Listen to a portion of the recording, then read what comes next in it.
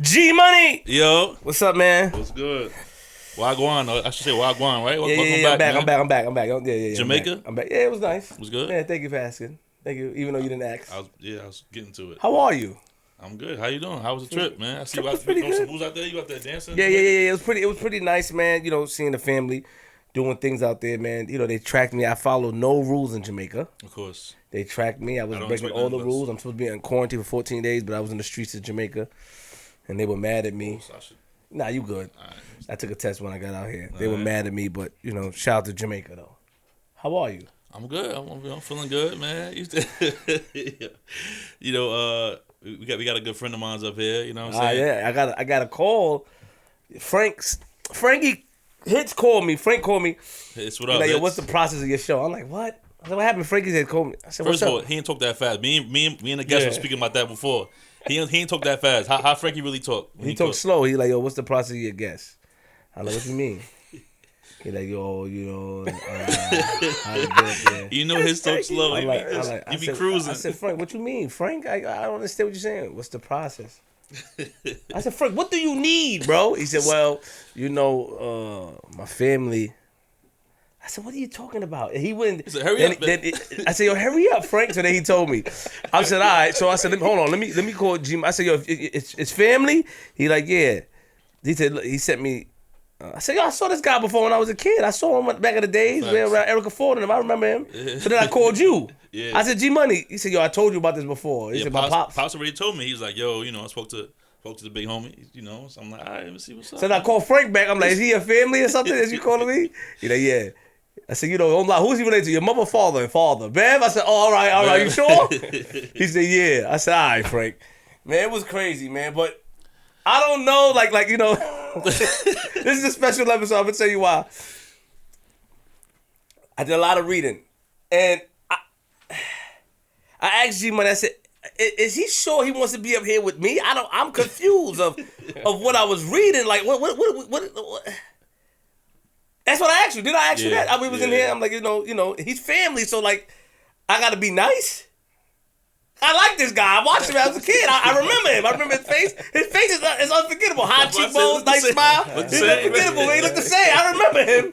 Well, I'm like, yeah. Like, I'm reading all this stuff. And I like, my evil side is like, yeah, I gotta get him. And then my positive side, like, I love him. Yeah. It's the first. Wasn't we in here discussing this? Yeah, we was. I'm like, G Money, what the hell is going on? They trying to set me up. What they trying to do to me here, man? I don't know, man. I said, your pops gonna call me. What Bam gonna call me? What you gonna call me? Call me. Yo, before we get started, you know, shout out to today's sponsors, man. Shout out to the Hot Sauce Boss, man. Check them out, thehotsauceboss.com. Thehotsauceboss.com at the Hot Sauce Boss. You know what I'm saying? How much they pay you, bro? I get no money. That's rude. That's crazy. Yo, the Hot Sauce Boss, what up, man? So listen, you put 3 items, guava, mango, coconut, spicy kush, and honey, right? What? You know what, though? Spicy. I'm going to tell you something. He ain't trying nothing. Look. This is for the... Nah, I did. Nah, stop lying. This is for the challenge. Why this not open? Y'all got to pay him to try. I want to preserve. Oh, I said, come on. Yo, he not trying your items. You got to pay him. These two are open. Actually, me and Dawson did a Instagram live with these two. We did a challenge with these. Was it good? No, it tastes good. I tasted one of them. Yeah. I tasted one of them, the honey one. Nah, it's good, man. You know. That's it for me, man. How you know? Let's get. I'm G Money. Yo. Episode 177. Nigga, we made it. We got a special guest. G-Money, do the honors, G. Do the honors, you know. Do the honors. I'm out of this out there. Hold on. I gotta turn evil today. Yo, we special got guest. Special guest. First of all, I seen this guy a lot of times. You know, as a kid growing up, like, that's a fact. You know, in Queens and stuff like always that. Outside. Always outside. So we gotta put some respect on his name. You know what I mean? But yeah, G. Always outside, man. You know, former Democrat member of the NYC Council. You know what I'm saying? Served the 28th district from 2011 until he was. But give it up one time. Round of applause one time. Reuben Wills, y'all. What's up, Reuben? Welcome. You just talking mad loud in here about Southside. Don't talk slow. Pull the mic closer. We're about to get at you. I ain't never gonna talk low about Southside. I was just asking, you know, why we ain't have ain't even have no Southside artists on the wall. That's all. You already was biased because you came in somebody, yo, he cool already. I ain't never gonna talk. Yeah, it's cool. Low about Southside. It's crazy. That's fire. Who gonna ever say I wasn't cool? You ain't never gonna meet nobody to say that. Never. I take care of people. Yo, Reuben, chill. Nah. Reuben, chill. I'm about to get at you, bro. I like you. You know who Flip is like a twin. I don't know if you know Hef from Lennon in the Van. My cousin Hef. Yo, y'all look like each other, act like each other, everything. Really? Yeah, and that's my plug. Cause Hef told me if I don't shout him out and I shout Bev out, y'all already shouted Bev out. I was gonna have a problem going home. So yeah. I want to make sure that's done. First and foremost, I have a lot of love for Bev. Bev, that's a fact. Is my family. I knew them for a long time when I started doing music. Bev has invited me to his home. It was one time me and Frank was there. They didn't want me to tell the story, but Bev had some wild shit going on. Like a lady walking around. Whoa, yeah. Nah, don't. Back in the day, don't tell me what to say. I'm saying, yo, if I don't say it, then it'll be a problem. Like, do what you want to do. It's your show. But I put the disclaimer out. But it was old when I was a kid. Don't even matter. Don't even matter. He was a legend, though. I ain't gonna lie. Yeah, Uncle Bev. He walked around like Frank, what up? 40 Absolutely. I was just telling him behind the scene, like Frank is when you party with Frank, he got the moves. He be kind of, you know what I'm saying? Smooth. That's all the way. That's a good family, man. Shout out to Bev, shout out to Frankie, shout out to the whole family, man. Shout out to them. I love them, man. Yeah, my family. Sure. Yeah, G, man. All right, man. So I ain't gonna lie, Flip. I kind of wanted to start today's show a little different, man. Sure. I wanted to start something a little different. I wanted to ask, Mr. Ruben Wills. I wanted to ask him what made you because usually we go with the history first. You know what I'm saying? But before we get there, I wanted to ask if you can answer it kind of in a short version. What made you want to come on the show this evening? You know what it is? I spoke to a bunch of people to make sure that we can get our narrative out, the conclusion of the story, because the other media doesn't want to do it. They'll spin it and they'll add a whole bunch of negative stuff into it. So I asked a whole bunch of the crew, and they said, we need to get up on here because you guys have a platform that a lot of people tune into. I mean, it's a complicated platform because it's comedy, it's, street, it's everything, but it's a platform that a lot of people listen to. So I wanted to make sure that what we did would be carried out to our community. So I spoke to Bar, I spoke to Tone. I mean, they here. Spoke to a lot of people. They said this is the spot to come to. Our Pops too. You called Pops and was like, "Yo, yeah, tell your son, man." Absolutely, absolutely. Because when they told me, they gave me a list of 5 people, right? So when they gave me that list, and I spoke to Erica Ford, and when they gave me that list, y'all was on everybody's list. So then I started, tuning in and watching it, and I sat there for like 3 hours one day. I was like, yo, these dudes is crazy. You know what I'm saying? So I wanted to make sure I made the call. Okay, so you came here to correct the story and to your side and make sure everything is cleared up. Absolutely. You know what I'm saying? Salute. All right, so let's get back to it, man. Let everybody know. Let's go back to the history before we get to the crazy, and what I'm saying, clear everything up. Let's go back to, Hold on real quick. So by watching it, you were comfortable coming up here knowing that, what you thought we were gonna be biased for you because you from Queens? I don't think you're gonna be biased at nobody. But you just read it. I mean, it's a plus to be from Queens, period, right? I mean, that is if you. It's pretty good. Be a plus to be from Queens. He's pretty good. Yeah, You're pretty good. But you ain't better than me. Let's slow down. Let me teach you something. First and foremost, welcome. We from Queens, Absolutely, Southside Queens. Yeah, Southside Queens. Man. Smooth guy, look young, old but look young. I don't know how you pull it off. It's the youth juice, and you can talk well. But the things I'm reading here, man, I'm gotta be real. I said, yo, is the family trying to set me up for something? Nah. All this stuff just copped out to certain side. I'm like, what? I have to ask these questions. What is this a setup? I have to be respectful for each family. Y'all put me in a bad position. What was a cop out to? I ain't cop out to anything. I'm just saying, if you got that, let's go. It's not a problem, bro. What you talking about? Let me get to my volley. It's too early. It's too early. G. Put it down. That was fire. Put it back. All right. He mocked the sound effects. Oh, man. Yeah, before we get into there, let's start off the childhood. Tell us about the childhood, where you grew up, what part of Queens, stuff like that. Tell us I about. grew up in South Jamaica houses, 40 projects, 109-30, 160th Street. Right there in third floor, right there below Bevanham. Yeah, I mean, so, I grew up there. Mother and father brought a house over on Marsden Street, which is still Jamaica, right over there by Rochdale, off of Baisley. Went to school, moved to St. Albans. The PS40. Yeah, I went to PS40. I went there too. Yeah. Then from PS40, I went to 185, which is a junior high school, Edward Bleeker in Flushing. Because of testing and stuff like that, they felt I'd be better served going to that school. So I did that. Went to Brooklyn Tech. And we had a whole bunch of issues out there in Brooklyn Tech. Then I graduated from Thomas Edison, went to school, came home, started a construction company to help a lot of the dudes that was being locked up and couldn't get jobs, started a couple of not-for-profits, got suckered into politics and not sucking into it, but that wasn't my way of going. You know what I'm saying? I was trying to get next to a couple of people so that I could blow the construction company. They had other ideas. God had other ideas. And, I was able to come back and serve the community I grew up in. What kind of kid were you growing up, though? You bad kid? Were you, Nah, I wasn't bad. I was misunderstood. I say that, right? So, in school, like everybody else, you get suspended a bunch of times, because you're bored in school and you just do certain things. That's all. But I always been the dude that stood up to bullies and didn't want everybody else getting picked on and stuff. So, and I came from a family that was strong, so it was easy. What was it like growing up in 40 projects? I know 40 projects is a certain, yeah, I know my age, me growing up and being over there with my family and my pops and, some of my friends weren't allowed to go over there. Right. At my age, so I know at your time definitely is, probably even crazier. You know what it was, though? It was, even though it was the height of the crack epidemic, we were coming out of the heroin epidemic, it was love. You know what I'm saying? Like, we were sheltered from all of the shooting and the bodies and different things like that. So even though I knew it was happening, I was young and all I wanted to do was, like, understand how it was to do business and to try to make a lot of money.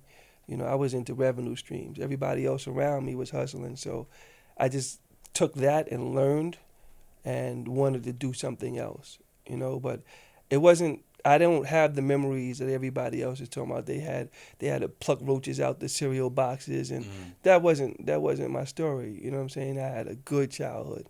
I really did. I was happy. I can go upstairs to Bev, and the dude had 20 pairs of red Pumas, every color Pumas. You know what I'm saying? I just go put 2 pairs of socks, and then I got fresh sneakers all the time. Sheila, I had everything I wanted. I never had to worry. I never had to ask for nothing. I didn't have to do nothing. So it wasn't. I don't remember the bad stuff like everybody else. I remember a few of my friends got bodied, but I don't remember that kind of stuff. Who did you live with, mom and pops, or just mom? Yeah, but when I was in South Jamaica houses, I was staying with my grandfather. William Farmer, yeah, him and my grandmother. Absolutely. All right, and then, so where was mom? They lived in, they was in the house in Marsden Street, but I loved my grandfather. I was the only grandson. It was like 12 granddaughters, so I was the only grandson. I went over there, I got special treatment, and then I can go upstairs or I can go down the block, I can go anywhere I wanted to, and, everybody was like, yo, come here, what you need, whatever you want, so I stayed there. And tell us about your grandfather, you said. He was the man, he was, he had retired from the post office. So he was just like a real good guy. One of the older guys that everybody knew. He can go up and down anywhere, came up with the fresh cars. He did whatever he wanted to do. So I just stayed up under him all the time. And was respected. Oh, absolutely. Yeah. So then what made you move? Then you moved with mom and pops in St. Albans? Or you moved? Yeah, because, I would stay there most of the time. So even after school or something like that, I would stay there like 8, 9 o'clock at night, I would have to shoot back across town. You know what I'm saying? But then as soon as Friday came, I went over there and stayed there. I went to PS40, so I would be there all the time. Okay, and you said that it wasn't hard. You didn't have a rough childhood. You said you don't remember the roughness. No, you know what it was? Because we were young, we were resilient, right? That's what our situation was. People sold drugs. Crackheads was crackheads. That's what the situation was. So when you grow up in that, you don't know anything else but that. You can have a show dog that's grown up and fed and how the coat is combed every day, and then you can have the German Shepherd that's in the yard. The two dogs don't know, not equating humans with dogs, but it's just that when you're in that condition, you only know that condition. And that was it. That's good, actually. That's good. That's dope.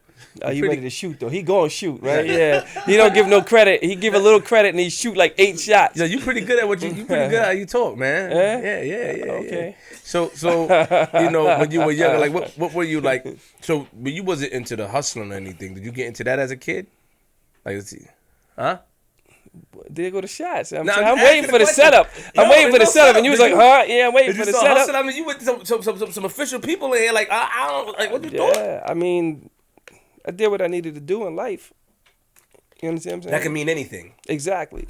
Just like you said, you took a test. You ain't say you took a COVID test when you came back. You said I took a test. Yeah, you could have took a test to become an MC. We don't know.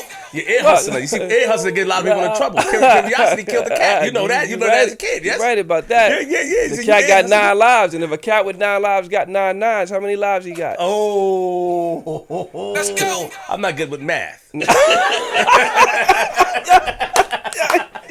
Be careful. Ill. He's ill. I'm not good with math. Be careful with this. Michelle, let him slide over. Michelle, let him sit there. Let him slide over, please.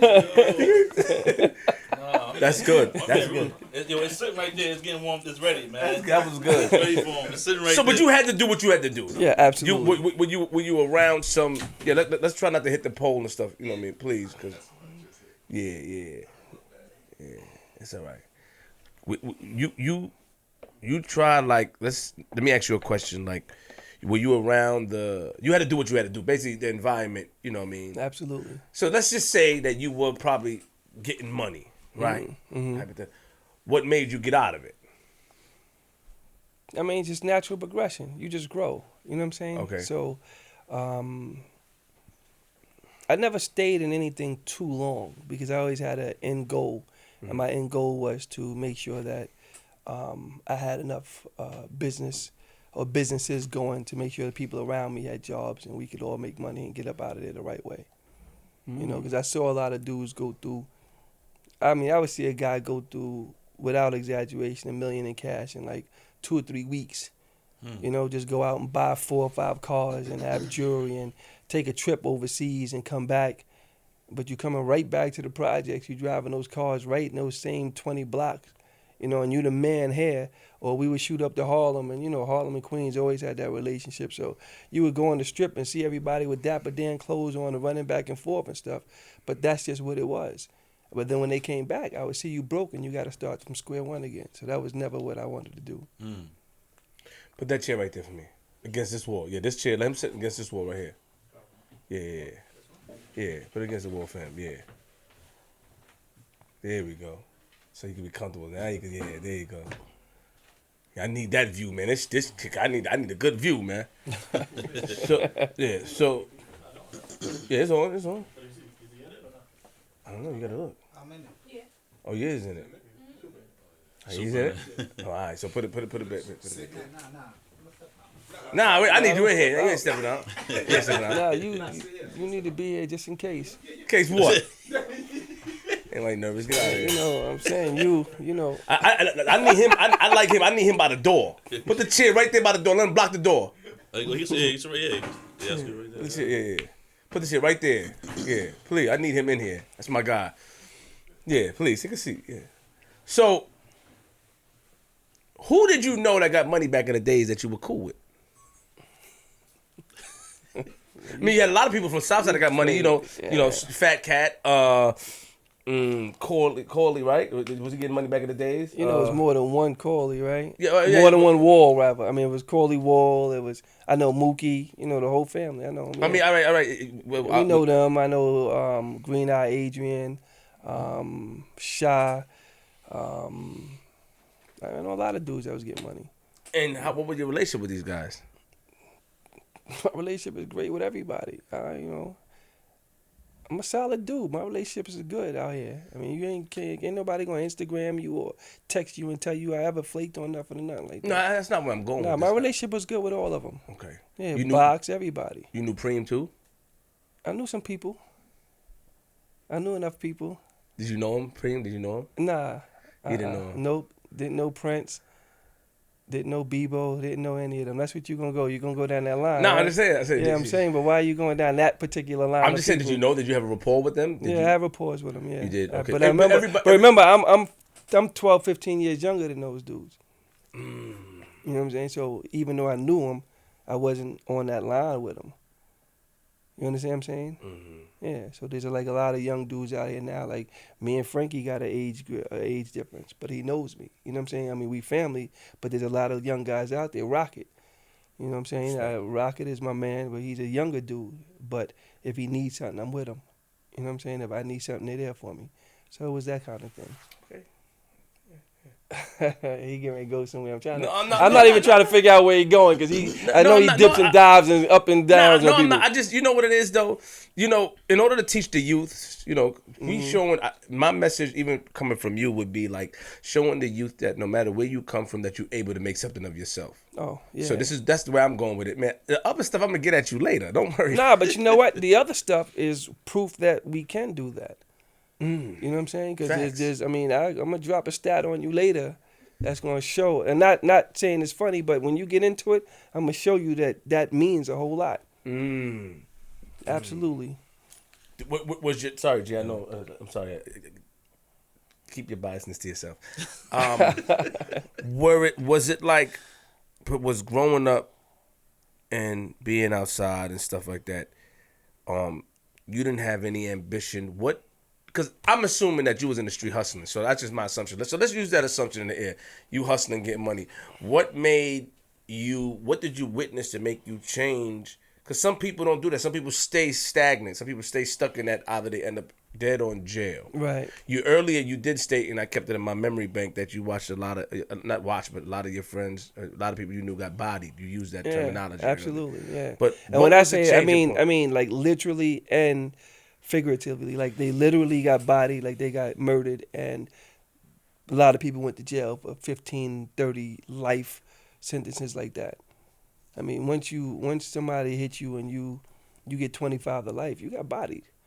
You know what I'm saying? When you come home, you can do certain things, but I mean, if you had children before you left, you know, a lot of that stuff passes you by. So when I say it, I mean it literally and figuratively. And then you're gonna answer my question, which means what changed the dynamics of your mind? What made you not stay on a path of destruction? Negative stuff? Yeah, what made you? What was it? Because that was never my path. God had a plan for me all along, you know, and I was never on anything that, you know, what happens is when you get older and you get the right tools, you have the right emotional IQ, you start to learn that you make decisions, and some decisions are conscious decisions and some of the decisions are intentional decisions, right? Mm-hmm. So if I go get a gun, that's a conscious decision, right? You can carry it all day, every day. But when you cock that gun back and you pop somebody, that's an intentional decision. So there are a lot of guys that make an intentional decision to hustle for the rest of their life, or this is their way in or this is their way out, right? The same drive you had. It's an intentional decision for y'all to make this podcast one of the top rated podcasts, right? Thank you. That's an intentional decision. I'm not blowing smoke. I'm just telling the truth, right? So when G Money is doing his hustle and the picky eaters and stuff, these are intentional decisions. Now there's a lot of other dudes that just make a decision to go and grab a mic and a computer and a laptop and they just do something. Those are the dudes that are going to fail. They're not going to be there that long. So it's the same way when you dip in and out of different streams of life, right? Some things you're doing just to get by or just to make another thing happen. So that's what that is. So who you said earlier too that, well, you said just now too that you had the other plans in mind, like for your business like that. So who influenced that mindset? Was your grandfather or? Yeah, it was my grandfather, my mother. They were always, working. They was always saving. They were always saying that this is what we're gonna do next, and it always came. All right, we're gonna buy a house because I lived in Queensbridge for a couple of years. And we're going to buy a house. All right, bet. I looked up one morning, we had a house over there on Marsden Street. All right, I'm tired of this house. We're going to buy another house. Boom, we was over there on 115th Drive in St. Albans. So it showed me. I think I was like 15, and my sister's godfather, Brother Bailey, he was a Mason. But he was the only black contractor for the city that was painting bridges. He was a master painter, but he had his own company. He came and got me one day because my mother said I was just sitting around doing nothing. Put a paintbrush in my hand and I excelled at it. And I wanted to do construction. Worked at the airport, saved up some money, bought my own equipment. We kept moving like that because I knew that when you had businesses, you have money. And financial freedom is real freedom, you know. And then once you have that, you can manipulate things. Not manipulation in a bad way, because manipulation has a negative connotation. But that's only because people don't understand the right word. But you can manipulate things and make things happen for the betterment of you and everybody around you. I'm never the dude that wants to be the only guy with the money. I want everybody around me to have money. I want everybody around me to be able to make a phone call. You know, so that's why when they came up with that list, I wasn't able just to call one person. I was able to, I called more than that. Those are the two people y'all know that I called. You know what I'm saying? Like Erica was going to make a phone call. You know what I'm saying? So people was making phone calls. And that's because I wanted everybody around me to be in position. So everybody respects that. When I need something, they put me in position. Did I answer your question, Flip? You did. Now, where's Marsden again? Marsden Street? Kaya old crib. That street? Yeah. Yeah, right by by Merrick and Foch? Yeah. Yeah. Ah, It's okay. right. It's right. It's You right. trying to look- I got it. It's not coming up. It's right. You know. Because you know what? I lived in Linden the Farmers, right? But that's Mexico. That street. Mexico Yeah, that's is Mexico. Going to Everett. Yeah. So I'm right, confused. I'm like, Everett, that's not yeah. Marsden. Nah, you know where Marsden is at? Marsden starts over where when you come down Basie by the trestle. By the Long Island Railroad trestle. Yes. Kaya lived over there. Yeah, yes, and then yes, it wraps yes. all I the lived way over there around. for a while with her. Yeah, okay. Mhm. Got it. Yeah, all right. Well, you called people and they delivered your message. There we They go. delivered your message. I mean, it took a while, but they delivered it. You know what I mean? Made it happen. So now you said that everybody in your life always made it happen. Right. What did your parents do though? Like, what were their occupations? My mother was the highest ranking civilian in NYPD for school safety. She ran personnel for the city. And my pops, he worked a couple of spots, but he was high ranking also. I'm leaving it just like that. We're going to leave Your it pops there. was high ranking? Yeah, we're going to leave it there. Absolutely. What's your father's name? Mr. Wills. What Wills? You can't Google him, bro. No, I'm not Googling him. No, I'm just... Nah, but that's it. I mean, Mr. You don't talk about... Yeah, Mr. and Mrs. Wills. So your That's my mother father and was father. he ran a couple of spots. Nah, he. What do you mean by spots? Because that means that's a different. No, I have a said- different No, that's what you connotation of said, though. spots to I'm me. just regurgitating what No, you you said. ain't regurgitating. I didn't say he ran some spots. You said what you said he did. I said spots. I didn't said say the what words- he did. I said he was a high ranking person. That's what I said. I and didn't say ran a spots. couple of that's what you said. I said spots. Yeah, well, you got to rewind that. Let me see. I said spots. I don't remember. I said spots. I think you I said remember he seeing was a spots. high-ranking. I went from my person- mother's person. occupation, and then I said my father Oh, was you a said he was a high-ranking high-ranking. person. Because you And said I said your I'm mother gonna leave it like that. You said your mother ran a couple of things.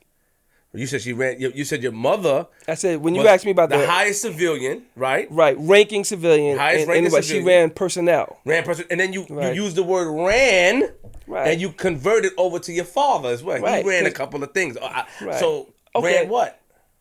And that's why I said I was gonna leave it alone. All right. Shout out to OG Wills. Okay, so but you wanna bring us to the next step though. Parents, what made you you wanted to start your own construction company? Yes? Right, yeah, absolutely. And that step was because you said that You put a paintbrush in your hand.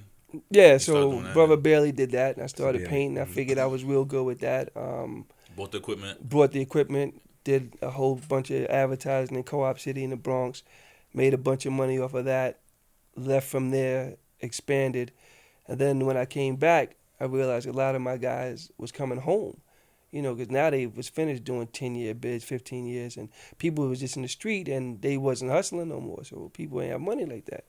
I was able to get some contracts, building and doing sheetrocking and different things like that, so I put them on. That's dope. And I had up to like 11 guys at one time. Dudes right now running around, they was all, working full-time jobs. So we was doing that, and then from there I just wanted to keep expanding, and that's how I got wrapped up in the politics. There was a certain person, a certain senator in Southeast Queens, and he had got elected, but he was into construction. And he saw me out on Farmers in Linden one day, and I was talking to a bunch of guys, and he pulled up, and he said, every time I see you, you out here in the street, you got a lot of these young guys around you. So I said, this is just where else we gonna go? This is where we talk. This is where we meet. So he told me to come to his office with Fred Simmons and he wanted me to just come by and talk. So I'm thinking, yo, the 2-family houses, the contracts I wanted to rock away, I got them. This is it. And the next day, this dude gave me an ID, and I'm like, I need an ID? What are you doing? Oh, well, wear a suit. I was like, you ain't never seen me in a suit before. Went and got a suit, came back, took me to Manhattan, and it was Freddie Ferrer was running for mayor. And he walked in and started introducing me to people, saying that I was his guy, and from there, it just took off. Ran a bunch of campaigns, did the Christian Basketball League, did a bunch of stuff. Who was this guy? Why didn't you say his name? I just don't know if he's comfortable with being, in the press and all that. I said, but I'm not sure. Some people are not comfortable with their names being mentioned and stuff like that. You know what I'm saying? Like, I wouldn't, there's a bunch of dudes. Like, I'm working with people now, trying to get people home or trying to get certain things righted. Respect. And like some dudes y'all know. So I don't want to put their name out there, you know what I'm saying? Because they're coming home. But until they say something, and I don't want them even saying I had nothing to do with it, but until they say that, yo, we worked with this organization and we did this, that's the only way I will put their name out there. Okay, so... And that goes for everybody, legit, illegit, anybody. I'm just not that dude to press on people's stuff. You're not that dude to name drop. Yeah, I don't do that. Yeah. So a guy just saw you and brought you around and just... Nah, he ain't just see me. He saw me politic, and I was out there heavy all the time. So I guess he thought, hey, I can use this, because he's somebody in the community. When you're in politics, you want to get with the right people, right? Because the right people move certain organizations, move crowds, they move votes. Mm-hmm. That's what I'm sure that's what his thought was. Respect. Yeah. Walk me through a step of, starting a construction company. Because, Italians were into construction companies. Yeah, they sure was. They were into it. They sure was. That was their thing. They was in Italian. Food and beverage, too. Yeah, well, we're not talking about that. We're talking about construction. They were into, like, the mafia, the mob. They had the construction companies and stuff like that. That was, like, a whole thing. But...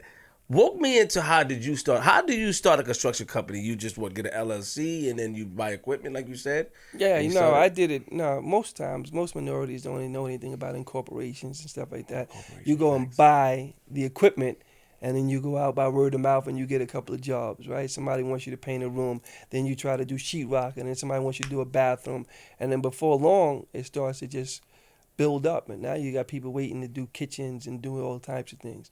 But when I did that, I wasn't just comfortable staying in that lane, so I started approaching a couple of the Italian guys, and they were out in Far Rockaway. These are the guys that were building 50, 60 2-family houses. So I'm saying, who's sheetrocking the houses? Who's painting the houses for you? We'll put a bid in. All right, here, this is how much I could do it for. They gave me the job, I knock them out, then I would go to somebody else and keep getting jobs like that. But so you were good at painting, though, you did say that. I started painting, yeah, and then I got good at everything. So trial and error, basically. Yeah. Or you were just good, because it's plastering, there's a lot of stuff like that. That's what I'm saying. How do you guys learn that? I got good at everything. Yo, you know what happened? You don't go to school. How does that happen? You know Chico? Do you know Chico with the bikes, Yami Boys? Chico from St. Albans? We don't call names. We don't know him. We don't know. Well, nah, but all right, so... no, you're right. So there was a couple of dudes. It was a couple of dudes, and they were really nice at stuff. You know what I'm saying? But I had already spoke to Chico, so he said I could say it. Chico was really nice at electrical. No, I'm saying I did. I already spoke to Chico. He was really good at electrical and stuff like that. And there was a guy that owned a bodega on 193rd and Linden. Right? And he lived in Brooklyn. So he wanted me to come and paint his house. So I said, all right. I came. He had one of those real huge houses where even the attic was like 10-foot ceilings. So I painted it. Then he said he wanted some sheetrock done. So I went and got Cheek. And Cheek went and got this dope fiend, Walter, this one-eyed dope fiend. He said he was going to do the tape and he was going to do the sheetrock. And make a long story short, none of them did none of the work they were supposed to do. But even though he got the contract, I'm on the hook with this man because this man knows me. And I'm not trying to make where his family lives, somewhere that's uninhabitable. So I went and I actually finished the work. I learned in that day, I stayed there for like 4 or 5 days, learning how to do plaster, learning how to do this. And by trial and error, I became continuously doing it. I became really nice at everything. Salute, that's dope. So I could do everything, tile, anything you want. I don't mess with electrical too much. I could do it, but I ain't trying to get, popped. So, tile, do you know how to, with the grout and stuff to make it straight and all everything. that? I could do different types of tiles. Trying to book him or something? I mean, I did a trial and error tiles before, I did it, D. Yeah, I tried it. You know what I mean? Do it yourself. Yeah. Yeah, you tried it. How did it come out? It's okay. It didn't right. come out too good. Yeah. It's still there? I'll do it again though. You would do it again? Yeah, I would do it again. Your people would let you do it again in their house? No. Oh, okay. Don't ask me no questions about that. But hold on. Whoa. So when you went to the Italians and they gave you the contract, did you build any rapport with the Italians? Absolutely.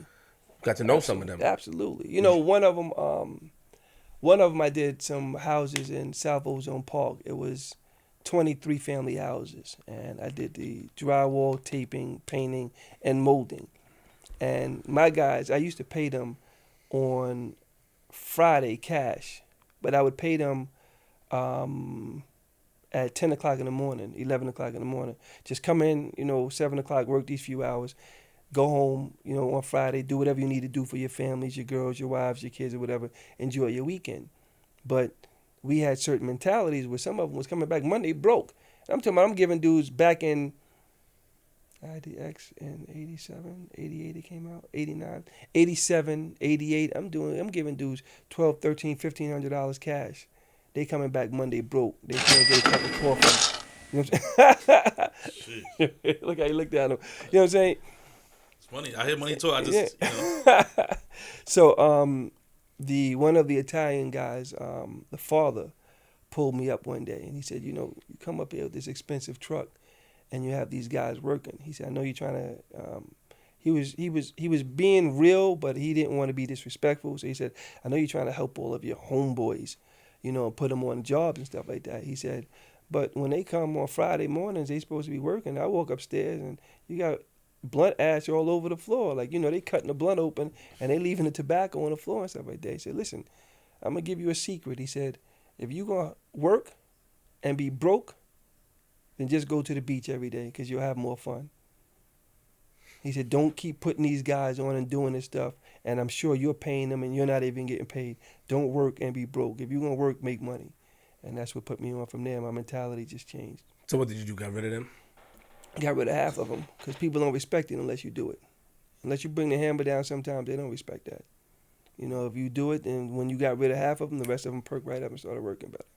And did you build a close relationship, like understand, the times? Did you understand their ways and how they do things? I understand enough. They brought me over to their house a few times, wanted to talk to me about some serious things. So, yeah. Nice. Yeah. Some of them still owe me some favors, too, to be honest with you. Okay. Mm-hmm. And that was all because of the construction? All because of the construction. And did they show you how they start their construction company? Nah, because they didn't start it. Their pop started it. So this was stuff that was handed down. That's what actually led me to start to understand generational wealth. You know what I'm saying? Because it's not about, I made $1 million. It's about my pops made $1 million to $2 million, and I flipped it to $8 million. That's why I can understand Trump's story. When everybody's running around, Trump didn't really do anything. His father gave him a loan. Yeah, but his father made the money, no matter how he made it, gave him the money, and he flipped it. So I don't care if he's worth $8 billion, he's worth $10 billion. Ain't none of y'all worth not $1 billion. You understand what I'm saying? Mm-hmm. So that's why I understand generational wealth and how it's supposed to go. And I know we don't name drop, but is any known Italians that we know that you might have been cool with? Any of them that we may know? I don't think you know them. You've probably heard of some of them through the press and things like that. Let's be whatever that word is. Not respectful. You cautious. Not cautious. I'm being cautious. Mindful, not mindful. I don't care about being mindful. What word are you looking for? What does it start with, Flip? Precise. Precise. I would have never thought about that. See that? Yeah. Let's be precise. That's the mind of a woman. A black woman will put it right for you. I taught her well. Yeah. Okay. The thing I'm not gonna let him take no credit from you. You're a black woman. Period. That's what it is, right? All right. So we. Your job is on the line. You be trying to fire her anyway. Wow. You know what's so funny? We can laugh at joke, but it's not going to divert from what I want to say. I'm going to go back ahead. to the question. Yeah, go back. I'm sorry. Go. I'm sorry. No. I know what to do. I know. Thank you. Wow, Flip. I'm just trying to give credit to black women. I didn't know you felt like that. Oh. Wow. You're right. Yeah. Give her credit. Shout out Michelle one time. Man. Shout out to Mighty 2 times. Pull over. Did you have any rapport with any Italian members that we may have heard of, or you don't want to say? Yeah, I did, but I'm not gonna say the names. Can you tell us why? Why I have rapport with them? No, why you can't say their names if are they Same reason I explained before. I don't put people's names out on anything, legit or illegitimate, good, bad, or indifference, without first letting them know I'm going to do that. Respect. Mm-hmm. Even if some of them may be deceased. Even if some of them may be deceased. Why? Absolutely. Because of respect. You know what? I'm not respecting that. I'm respecting my relationship I had with them or still have with them. It's the relationship that matters. And that's the only thing that's going to get you anywhere you got to go. You know what's good about me? Good about you? Yeah, I'll tell you something. Let me teach you something about me. You going to tell me something. Nobody else is going to tell me what's good about you? No. I'll tell you myself. Okay, I'll do my own one. I know a lot of stuff behind the scenes, and I think that's what's not to make things unfair. When you interview with somebody regular and they don't know things, it's like, okay. Yeah. But when I get a wind of something and I know things, and you can tell. I know you know things. Because your eyes go. I told him already. Well, then I tell you he's outside. I was like, this dude did research and everything. I know you know things. But you're very smart, But then those are the things that you should know, should not. And I respect it, but I just want to know. And I respect it, but I would want to know, like, is it an honor thing, or you don't want to establish that you have a relationship with these guys that might have been bad? Listen, you know what it is? If I have a relationship with somebody and it was a relationship, respect. That don't bother me one way or the other. I don't care about what other people think or say about a certain person. You know what I'm saying? Because if that's the case, I wouldn't be able to move where I move. You know what I'm saying? Nobody can govern the district I govern the way I governed it without that. You know what I'm saying? When we was there wasn't all these shootings. I was upstate when all these bodies started dropping. That didn't happen when I was home. Respect. You know what I'm saying? It's not happening now. Respect. You know what I'm saying? So it wasn't because of that. And I'm not saying that I'm the reason why this stuff doesn't happen, but I'm saying there's a respect that people have where they can come and talk to you and they understand what you tell them is going to be right. You know what I'm saying? Anybody can get at me. I'm always in the street. And in order to be able to do that, people have to be able to trust you. And if they don't trust me, if I get on here now and I start chatting about somebody because they're dead, they're going to think, shoot, he'll chat about me offline. So I'm never going to do that. Did you witness any of Italians do anything crazy? What, fireworks? Real fireworks. Fireworks is Did fireworks, you witness man. when you witness anything? I'm not a witness to nothing. I'm not a I witness know. to nothing. Shit, you read my grand jury minutes. He tried to make me wear a wire. I'm not a witness to nothing. I come from South Jamaica, the old school South Jamaica. I don't do that. Let's go. A lot of before I move on, a lot of Italians don't, really. Well, the assumption would be like Italians don't get along with blacks. Mm-hmm. How were you able to make that connection for them to get along with them? To get along, because you look like you're a guy that stands your ground, or did you play possum? Did you act one way in front of them and act another way when you got back to the hood? If you looked at my prison record when I was in there, I ain't never played possum. Nowhere have I ever played possum. New York City Council, nowhere. I don't do that. But how did you do it then? I did it just out of mutual respect. It's just a respect thing. thing. Respect is an art. You know what I'm saying? Respect is not something that a lot of people quite understand. A lot of people, they traffic in fear. A lot of people traffic in information, but very few people traffic in respect, right? And that's the most important commodity that you can have. Round of applause for that. I like that, please. I like that. Is that real or is that a setup? Because last time he gave me something, he set me up right away, trying to come through. All right, so what happens next now? You got into this gentleman's office, the guy, right. You started working. So what happens after that? After that, a couple other people took notice to me, and elected officials, and they just started wanting me to come around and do certain things for them. I guess it's the way I was moving and doing certain things. So then, you said it wasn't plain either. You kind of went to the office and you kind of just fell into the. Just fell right into it. I wasn't. Trust me, and a lot of guys do this, and this is their whole ambition. Especially when they get around some of the political figures, they want to be that because of the perceived power, right? And I say perceived because they don't understand power or influence. All they understand is when they come to a barbecue, they get to the front of the line or they get to wave and people want to take pictures, right? So that's what happened. And it just started snowballing. People just started calling me, asking me to do this, do that. I started using the connections that I was able to develop to help people. There's a lot of people that needed stuff. People were getting kicked out. People didn't have, their electricity wasn't on. Pipes was busting, all types of stuff. Cops was harassing them.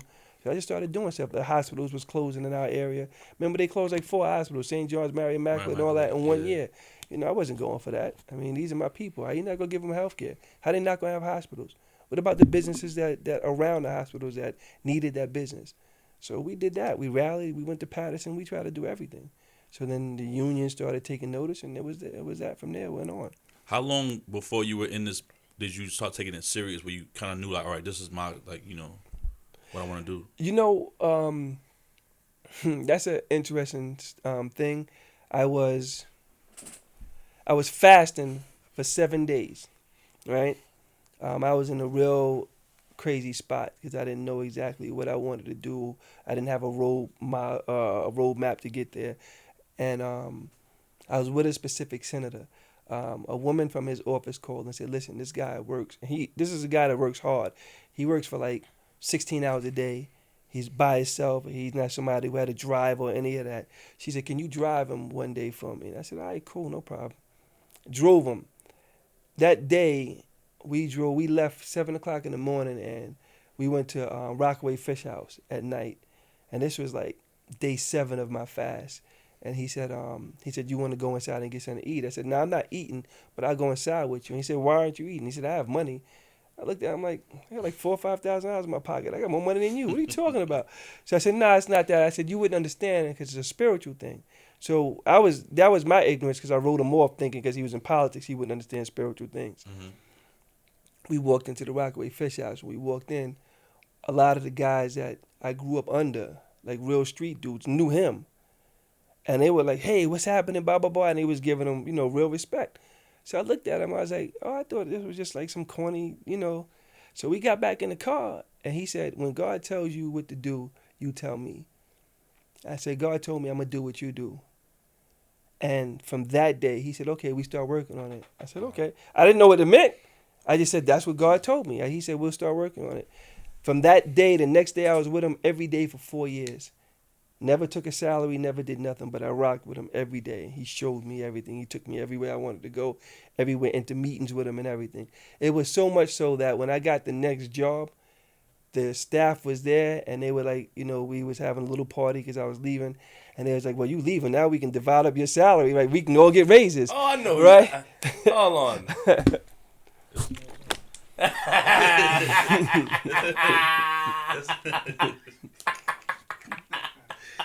You stupid, son. Oh, Leroy, huh? Yeah. Yeah. You thought, you ain't that good. Let me break something down real quick that confused me a little bit.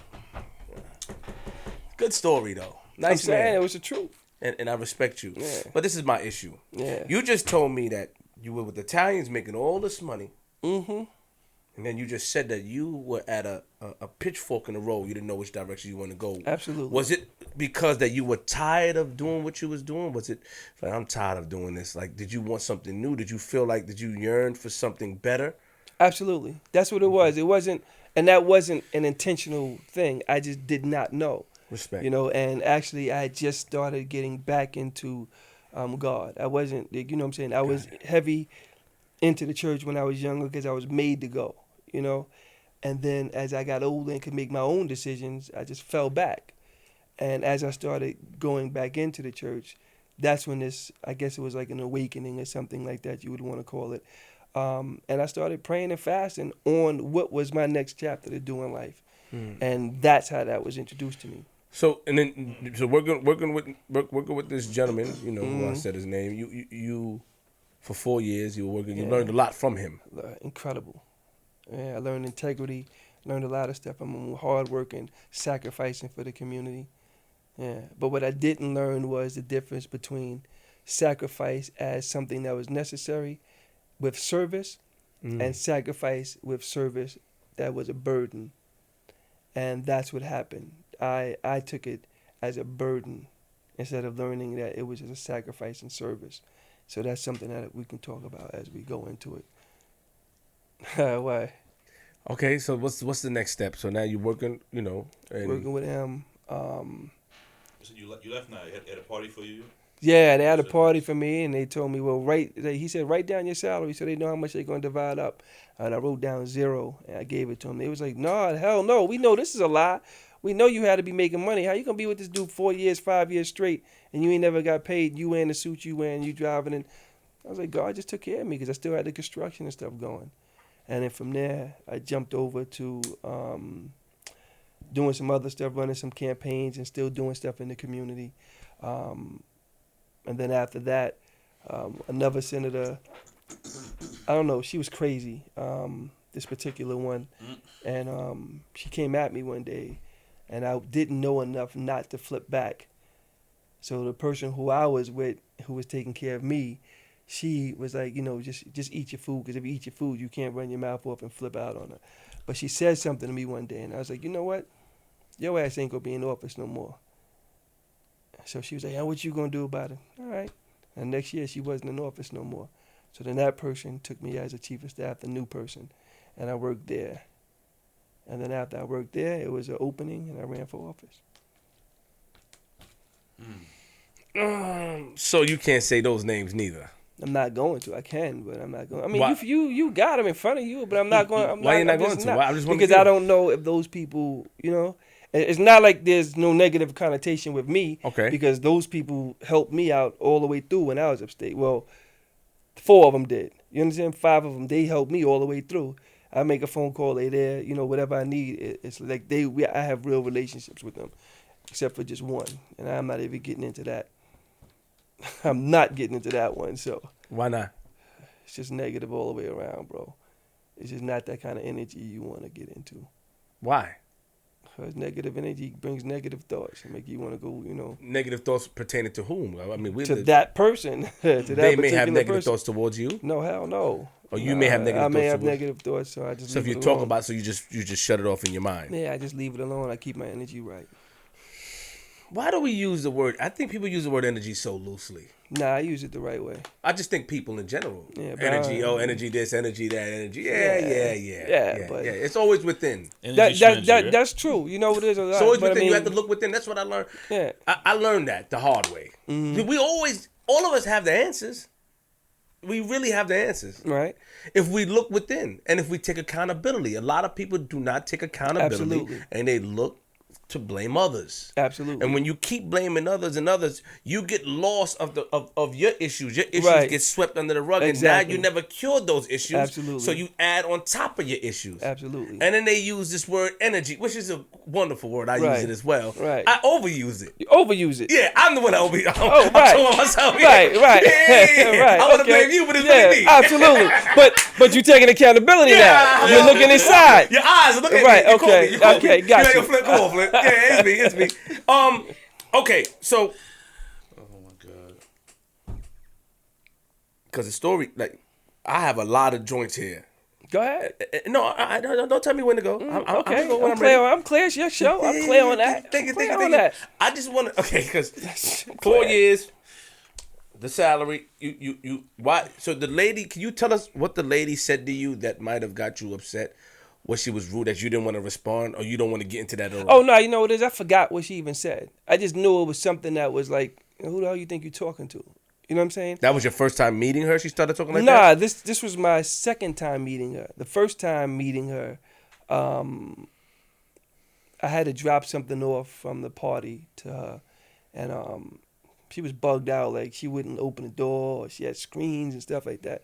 So I'm like, yo, I ain't drive all the way over here for this BS. So I just, told them to open the door, and I just threw it in the door and left. And the next thing she called, like, I'm a state senator and blah, blah, blah. I'm like, fuck, I don't care about none of that. So that's what got her, I guess, in this thing, because they're so used to being, they're privileged, a lot of them, right? And they shouldn't even really have the feelings they have. But when they sit there for so long, this is what comes out of it. And then the person who was taking care of me, who was my political mother, she really runs everything. But this lady was somebody who she had a relationship for like 18 years or whatever. So I had to listen. So I ate it. And then one day we was downtown eating, and she said something else, and I was like, it's a wrap now. You're just not going to be talking to me like that. You bugging out. She was black? Yeah, she was black. Yeah, she was black. State senator, you said? Yeah, she was state senator. Yeah, go ahead. Try to put the timeline together. Yeah. What year? Yeah. It's I see. No, I just want to see you going to say it. What year? Yeah, so that's what happened with her. You know what I'm saying? It's not the lady that secretly recorded you and all that. Nah, that's the one I said we ain't talking about. Oh, That's the one with the energy, yeah. That's the one we ain't she talking recorded about. you? Yeah, she recorded me.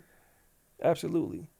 You got secretly recorded by this lady. Absolutely, but that's not the lady I was talking about. I know. Yeah, I got secretly recorded by that lady. Absolutely. Yes, sir. We ain't gonna jump the gun. I like that. That's Yeah, accountability. I like that. You're a absolutely. smart man. Yeah. You said was that the lady you were just talking? You thought he was talking about the one he secretly recorded? I know who. Who you talking about? He knows he from the hood. He knows who the Yeah, senator Who's was. the lady? Tell me. He knows who the senator was. Senator what? Queen? What senator? I don't understand the politics, man. I seen her. How you don't understand the politics? I seen her around too. You know. Oh. Yeah. Oh. Yeah, I seen her around. G Money, we made it. Thank you, G Money. Yeah. Okay. Nah, I see her around. Listen. And why you don't want to say her name? You not cool with her? Saying she out the picture. What I'm saying the name for? I said I'm not saying too many names, period, unless I already, got it cleared. You got this interrogation type of thing. You think you could ask the same question like 20 times and try to get a different answer, right? That's the answer. I mean, but what I'm saying is that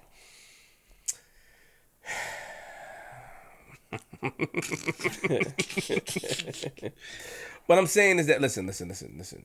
All jokes aside, you told us why did she get out of office real quick? Can you tell us why? Yeah, because it was time for her to go. You can't just keep, listen. What do you mean? You're not gonna talk to me, crazy out the side of your mouth or something like that. I take it personal. So I know if you did it to me, you done did it to a whole bunch of other people, right? So that's my go time, and you gotta go. You gotta go. Did you get her? Did you get her up out of there? Yeah, we worked that campaign heavy, and she lost that election. Absolutely, she lost that election right away. What did you guys use against her? What did we use against her? Yeah, I mean, Oh, nah, I don't do that. You didn't need to do that? Nah, you don't need to do that. I just hit the street. Yo, she got to go. That's it. Let the campaign handle the campaign. Let them do the mailers. Let them do that. I just hit the street. I called everybody in that district. Everybody who I knew called somebody in the district. And that's how it got She was out there the next year. Okay. Yeah, she was out of there. Yeah. Okay. All right.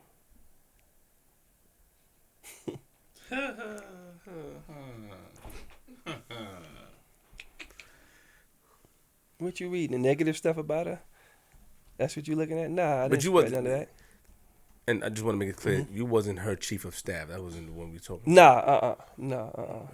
I was the chief of staff to the one that you was talking about recorded me. Yeah. I was her chief of staff. So we got out of there. I just wanted to walk us because before and then that one took her place. This one took her place. Yes. So you was voting her chief of staff. You were pushing for her to take her place. Absolutely. Okay, got you. And you use your connects in the streets, outside, and hand in hand promotion to move those votes. Yes, Absolutely. to move those votes. Did you do those votes legitly? Were they all legit votes? Yeah. Just curious. What do you mean? Did we have dead people voting and all of that? I mean, there's some sort of scams going around with voting, pertaining to votes. I just want to know. Nah, it wasn't no scam. Nah, you didn't have to do that, right? Nah, I'll never have to do that. Respect. So then Miss Shirley got in her seat, yes? Miss Shirley Huntley, yes? Go ahead. Yeah, she won the seat. All right, so now Shirley Huntley won the seat. Now let's bring us to your relationship with Shirley. I was her chief of staff, executive chief of staff. And you guys were good at the time. Yeah, we were good. Absolutely. I went to Albany, did a lot of legislative things around things that we needed in the community. Came back, ran the district. Yeah, we got busy. We did stuff that nobody else was doing. We had those big fairs in Rochdale, family days, all types of stuff. I mean, just fun for the community, but we brought a lot of money back too. A lot of contracts got done. A lot of state stuff was done. Yeah. When did things start turning sour? Because now before you ran for, you said you ran for seat as well, yes? Yeah, I ran for council. Council as well. And I won. Yeah. Yes. So was that after Shirley? Yeah, that was right after Shirley. Right after Shirley. I'm sorry. I left her office in, I want to say 2008, 2007, 2008. I'm not great with dates all the time. It's okay, don't worry, take your time. And then I ran for office in 2009, and then I ran for office in 2010. The gentleman who I ran against in the city council in 2009, we lost. He passed away. I ran again in 2010, and that's when I won. And then what happened from there? When did things start getting sour from when you became counsel? Did things start to go crazy from there? Nah, not really. There's a whole bunch of backstories, of things that some folks did, that I'm not opening my mouth about. You know what I'm saying? But I got wrapped up into a lot of other people's bullshit. Can I say bullshit on YouTube? Yeah, you could. Yeah, I got wrapped up into a whole bunch of other people's bullshit, right? And I'm just not the guy. So, Eric Schneiderman, the Attorney General, New York State Attorney General, started targeting us. He was going after her, and the feds went after her. The feds did surveillance on everybody. Gave him my tape against a cooperative. There was some type of agreement that they were supposed to be doing. The feds were supposed to be investigating Schneiderman. And while they was investigating him, they gave him my tape and told him to leave me alone, like I was innocent. Like they have other ways to verify it. They just don't do it off of recording. They do it off of wiretaps and everything else.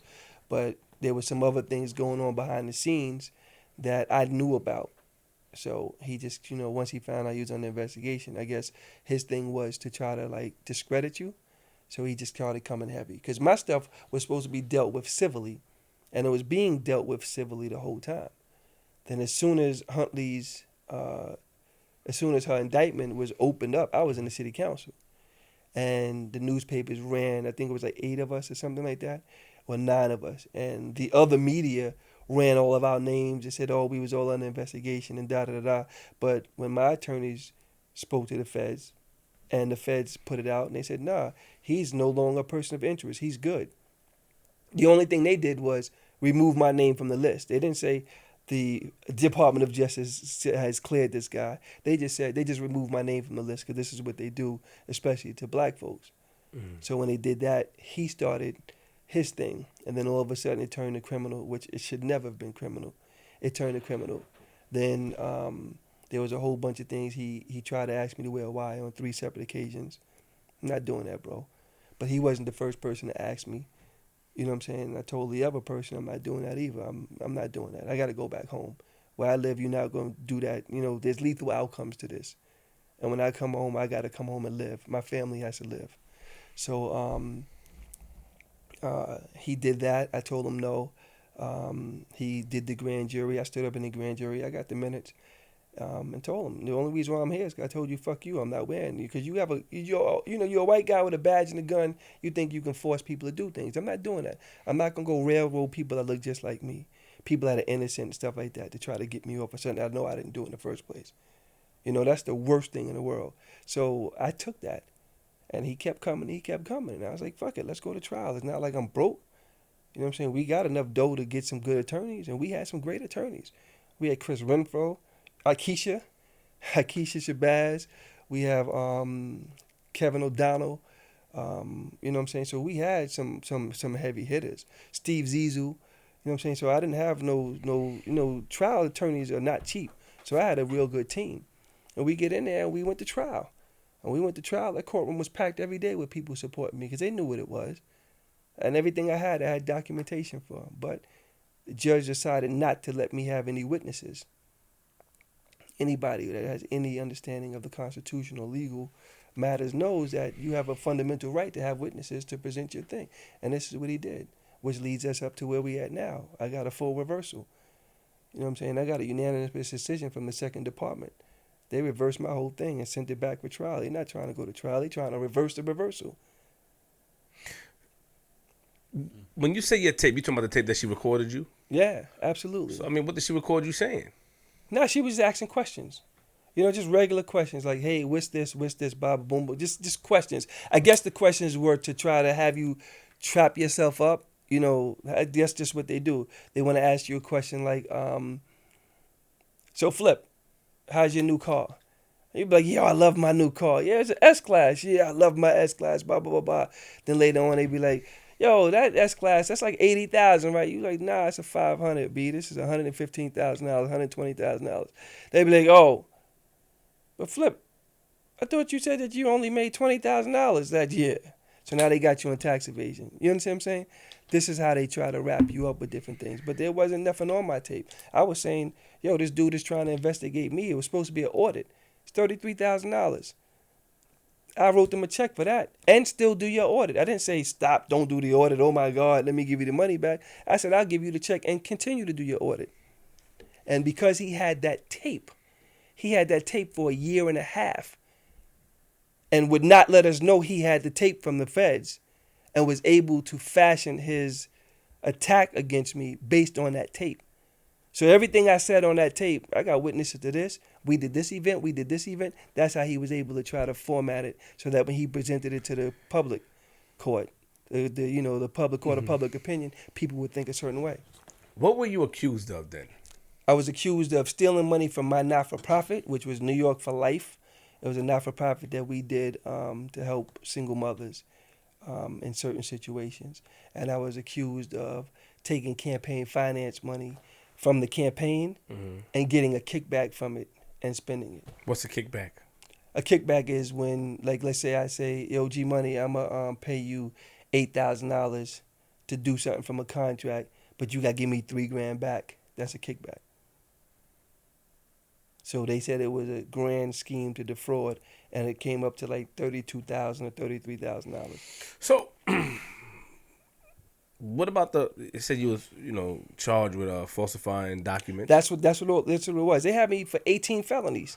So what happened to the $11,500 check? So you used that was what they said was from the campaign finance. So they said that I wrote somebody a check for $11,500 and they kicked me back $6,000 or something like that. Okay. Yeah. So I got it. I see. Right. So they said that's how campaign finance, like, they kicked it back and then they connected it to the not-for-profit, and that's how they got. So they saying that you would write a check pertaining to the not-for-profit. No, a check to campaign finance. To campaign finance, yes. Right, and then they'll give you money from that. Right. They didn't do the work. They said they didn't do any work, and then they kicked me back the money to my not-for-profit. So that's what. So you had 18 charges. 18 felonies. Actually, I had 12, and then when I wouldn't cop out, because they kept telling me they wanted me to cop out, I said no. They told my attorneys, well, we're going to find something else against them. Then they put 6 more against me in Manhattan so that I would have 2 cases to fight, so they would try to drain my money. So at this time, did you know Miss Shirley had a tape on you? Did you know that? Oh, yeah, at that time, yeah. You we was knew. aware of it. You was aware of everything Of the already. CD itself, of the tape itself? Yes. Absolutely, we knew. But you felt that she set you up? No. So you take accountability for what you said on that tape? Yeah, of course. The tape helped me. The tape is what the feds used to clear me. The feds never brought no charges against me. Oh. The feds said, no, leave this dude alone. It was exculpatory. Exculpatory evidence is evidence that proves that you're either innocent or leads to your innocence. The feds said, no, leave him alone. But then the tape also, you said the guy used the tape against you. I said the AG did. Eric Schneiderman took the tape, and everything I had on that tape is how he fashioned his prosecution. So if I said on the tape, I'm not worried about this, I'll give him that check back, right? He had the tape, and by the time we started going through, my lawyer was like, listen, go get this little $33,000 and give it to this dude and just let them do their audit. My lawyer, I wrote him a check. Now, all of a sudden, he don't have no response. He doesn't want the check. He won't tell us what it's in the check to. Because I told him, I'm going to give that money back. I don't care about that. Right? So that's what he used to do it. So when it came out in public, he never told anybody, oh, yeah, he gave us the money back. He didn't say anything like that because he wanted to make sure public opinion went that way. I said, well, it doesn't matter because we've been doing the New York for Life. We've been doing single mothers from 2008. 8, 9, 10. The grant was taken down in 10, right?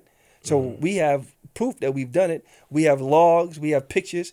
300 or 400 women every year at the Robert Ross Life Center, the Triangle Church, St. Albans Congregation, every year. I said, we got the phone logs. We got everything.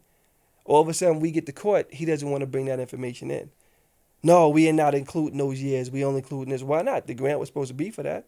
No, we're not including this. We're not including that. So he used the tape of everything I said to fashion his prosecution against me. So the things I said I know would clear me would not be brought in. And what year is this? That what, we went to court, or what year did it start? The start. This all started in With him, started in 11 or 12. 12, I think. Okay. With him, started in 12 or something like that. But it also stated that you had 2 prior arrest warrants. Right. What Yeah, was that absolutely. about? When I was in construction, 15 years. So it was in, let me see something, 2010. 1995, 1994, I had 96, probably. 90. No, that's when it happened. Okay. But the event happened prior to that. Yeah. I had my construction company, and I did a job for a dude down in Tribeca. My business manager, he used to do a lot of work for dudes that was like rappers and dudes that did other stuff. So he was good at handling cash. He was like the second coming of Burt Badal. So Burt Badal did everybody. He was the second dude to everybody. Mm-hmm. So he was my business manager. So he got me this job doing this dude he got a contract from HBO. So the guy had a Tribeca thing, and he wanted me to do his office space. So I went there and did the office space, plushed it out crazy, ceiling fans, everything. So I'm asking the dude, where's the rest of my money? The dude owed me like $9,700 or something like that. And he was like, I'm not paying you. You left some masking tape on the floor. I said, masking tape on the floor? I said, that's from when we covered the floor, so we wouldn't get no paint on the floors. I said, I'll come by there and clean that up, no problem. We went by there. The young lady I was with at the time helped clean. We cleaned that place from top to bottom. She even got some type of chemical in her eye and was like having a fit. I mean, we really got busy on this job. So I called him back and I said, yo, where's my money? Like, you got to pay. I'm not paying you, blah, blah, blah, blah. I said, all right, I'll just come to Jersey and get my money. So then he got quiet over the phone. And he's like, what does that mean? I said, I'm coming to Jersey. You coming to my house? How do you know where I live? You think I'm going to do work for you and not know where you live? Like, I do background on everybody. So I went to the business manager. I was like, yo, you gave me this guy. You got to get my money from him. I'm not playing with him. I got to pay people. He said, no, he wasn't paying me. I said, I'm coming to take my shit out. So I went to the building. I got the receipts for everything. You didn't take possession of the property yet. So I went and took the ceiling fans and stuff down. This dude called the police. Said that I came in, I tore up his spot, and blah, blah, blah. We had no destruction in the spot. I took some ceiling fans down that were really expensive and some other stuff that I had the receipts for. But because I didn't go to business school, right? I wasn't raised like in that arena where I didn't know that this wasn't correct. I'm thinking, you didn't move in yet. This is my stuff. I got the receipts. They gave me a case for that. But the case, they told me pay him $2,500 and get an ACD, which is a acquittal, contemplating dismissal. You don't get in trouble in a year, they dismiss it. No problem. Boom. Pay it off. My business manager had $17,500 of my money. Just go ahead and pay the dude. Right? He never paid the dude. I mean, he never paid the court costs. So when he didn't pay the court costs, I guess they issued the warrants. But what was crazy is I've been down there and I have 4 or 5 elected officials, NYPD officers, everybody went with me because warrants kept popping up. Under my name, warrants. I had double homicide warrants. I had robbery warrants. I had warrants with all types of warrants. They used to take me to 113 Precinct. I used to sit there for 8-9 hours and the warrant would disappear. They would say, we guess it's a ghost warrant. What is a ghost warrant, bro? But this is what happened. One time I was over there in Rochdale and Guybrook, across the street over there where the buildings is at on 130. I think it's 130. No, not 137. Whatever that is coming out of the mall parking lot. Right there behind by the door, where you pass Baisley. Mm-hmm. I was over there one time. Car pulled up behind me. Said he was checking my license, checking this, gave him my license and stuff. 5 cars pull up, helicopter pull up. I'm like, yo, what is this about? You got a warrant for a double homicide and da-da-da-da-da. I'm like, yo, y'all, this is crazy. This went on for years, though. Never had a warrant, though. DA ran it in Brooklyn. DA ran it in Manhattan. These are DAs running my name. No nice hit numbers, nothing came back. When I went into office, something happened. And I told one of these DAs, I'm not wearing a Y on certain people because they was trying to make a case for something that happened in my election. And I'm like, I'm not doing that. And all of a sudden now this mysterious warrant pops up for 15 years and Cy Vance came after me. And I was like, yo, this is supposed to be it was supposed to be an acquittal, contemplating dismissal for $2,500. Here's the $2,500. Why am I public enemy number 1? Yo, they had me on the front of the newspaper 5 days in a row. Why am I public enemy number 1 for something that the city council did a background check for and couldn't even find it? Did you destroy the place? No, I didn't. Did you? I didn't. I didn't. You know what I did? I went in, I took some ceiling fans down. What else you took? Some ceiling fans, and I think that was it. It was like, some track lighting. Yeah, I took some track lighting down. Like this track lighting here. It's kind of old. Yeah. Don't watch out. You know what I'm saying? It's kind of old. You need to update that. Yeah. That's cute. Did you break anything? Nah, I didn't break anything. Didn't break nothing in the mail. I built it. You know what I'm saying? I built it. So that wasn't my thing. It said that you were admitting to stealing items and damaging property. It was no. The thing was criminal trespass, I think, in the 3rd degree. That's what it was. When we did that, criminal mischief. Right, criminal mischief, right. That's what it was. And the DA came after me, had me in the Daily News for my next election, which was in 2011, trying to make sure I lost the election. I won anyway. But when you admit to something, did you not look at the paperwork that might have stated that damaging property? Because what did you pay the fine for? What were you paying them? I was paying the $2,500 because that's what they told me to pay to let this shit for go what? for a year. Because I told you I went in and took the stuff, and when my attorney said that may even be though damaging you felt property. When you take ceiling fans down? Yeah, but you damage. No, you don't do it. That's not damaging property. But why they have damaging property here? I read it. It's there. That's what they put into it. That's what so they put into it. So you didn't know they put into it when you. No, I didn't say I didn't know. You asked me why would you cop to something, right? That's what I asked. Right, and what I'm telling you is when my attorney explained it to me, he said, even though you feel you're right, legally you are wrong. So to make this go away and for you to keep your construction going and for you to go ahead and make money and not be incarcerated, then we're going to make this deal. You're going to get an ACD. They're going to dismiss it. It won't be bust down to a it will be dismissed, and you pay this guy $2,500. Mm-hmm. Yeah, go ahead. That's simple as that. That's what it was. I know situations that happen like that, and if you had to go to court for that, would the lawyer or whoever told you that, would they be able to go on the stand and state that I did give him? Because I know a situation like that happened in my family where a lawyer gave the advice, but the lawyer, shout out to Hammerman, he came and testified that he did say that. Absolutely, that's an affirmative defense. If your attorney tells you to do something, and you get in trouble for doing it, that's an affirmative defense. Your attorney can do it. That's what they try to wrap me up with. When they gave me the case in Manhattan, they then tried to say that they were going to call my attorney as a witness. My attorney was like, you can't make me a witness. But what they did was they wanted to do that so they can conflict another one of my attorneys off of my case. Because the more attorneys you force me to get, the more bread I got laid out. Right? Every time you go get an attorney, depending on what level attorney it is, you dropping 40 or 50 grand on a retainer, right? Mm-hmm. I'm just making numbers up. Yeah. So my first attorney is Chris Renfro. Monster. He's mean with it. Yeah. Right? They told him he couldn't represent me, but never gave us a reason why. So he said, yo, I don't know what games they playing, but I'm going to put you on to Steve Zissou. I went and got Steve Zissou. Steve Zissou was tearing him up. Dropped when they put the next set of felonies on me. I had 18 felonies altogether. We went into court one day. He said, listen, I'm not even playing with them. They went back of the chambers, came out. They dropped half the felonies. You understand what I'm saying? So Steve was eating them up. Respect. Then they started doing stuff. They went through all my emails, right? We said, well, you had a warrant to go through the emails. Where's your taint team?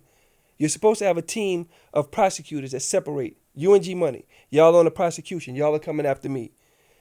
You're supposed to have a team that has nothing to do with the prosecution, go through my emails, and then see what emails may have been talked to my attorney about, and then take those out and give you everything else because they attorney-client privilege, right? They said they did this. So Steve was like, you couldn't have did this. This is a federal standard. Show us the taint team. Show us the IDs of the members of the taint team. They didn't do it. A few months later, the lead prosecutor wrote us a letter and said, I'm in receipt of a couple of your emails. Wait a minute. How are you in receipt of our emails if your team just told us that y'all had a taint team? That's impossible, right? Mm-hmm. And they were attorney-client privilege emails. Where there's 1, 2, 3, or 4, there's 100. So these are the things that they were doing. So they made a warrant appear back up from 96 or 98. When I got into the city council in 2010, they did an exhaustive background check on me. Mm-hmm. They found out I owed a ticket in, I think it was Virginia or North Carolina. Don't quote me because I don't want nobody to tell me I'm lying. Sure. But it was a southern state, and I owed like 18 cents. True story. That's what the city council found. Because they sent investigators out to find all of that. You put a little cash thing, you know what I'm saying? G-Money, what the hell is wrong with you? If you add it, that's about 18 Why would cents. you play that? That was about 18 cents right there. It's about 18 cents worth. Hold on, let me check it on. Let me play it again. Yeah, that sounds about 18 That's about 18 cents, right? Yeah. You know what I'm saying? So all of that, no one found this warrant. But because I didn't do what this DA wanted me to do, he found the warrant. He put it out there. Okay, so then what about the 2002 warrant for Nassau County? That was construction too. What happened? That was, I had a... Some more fans down again? Nah, that, you know what it was? That was a job that I did, right? It was a HPD job. What does that mean, HPD? It was a housing and preservation job where, I forget the exact title. I think it was 20 something, where they would give people money and they would draw down on the mortgage to do the construction, but it was real big at that time. I had a license to operate in Nassau County, but again, and I'm taking responsibility, I didn't know you needed a license to operate in every little town in Nassau County. You understand what I'm saying? Okay. So I operated in Nassau County, and the feds paid me. The mortgage company paid me all of my money. So there's a thing called contingency where they hold 10% of the money back in case something goes wrong. You don't do a job or you don't do part of the job, and they can pay somebody else. During this job, the lady's house had termites, the whole walls had to be replaced. All types of stuff went on in this job. And I had a few jobs with things, it's a contracting thing. But at the end of the job, she wanted these custom-made cabinets. Okay, great. Go get custom-made cabinets. You like it. I love it. That's the standard you want to live at. That's beautiful for me. But she went and paid for the cabinets and was holding my check up. The bank wrote her the check. She was supposed to, it was double endorsed. She was supposed to give me my money.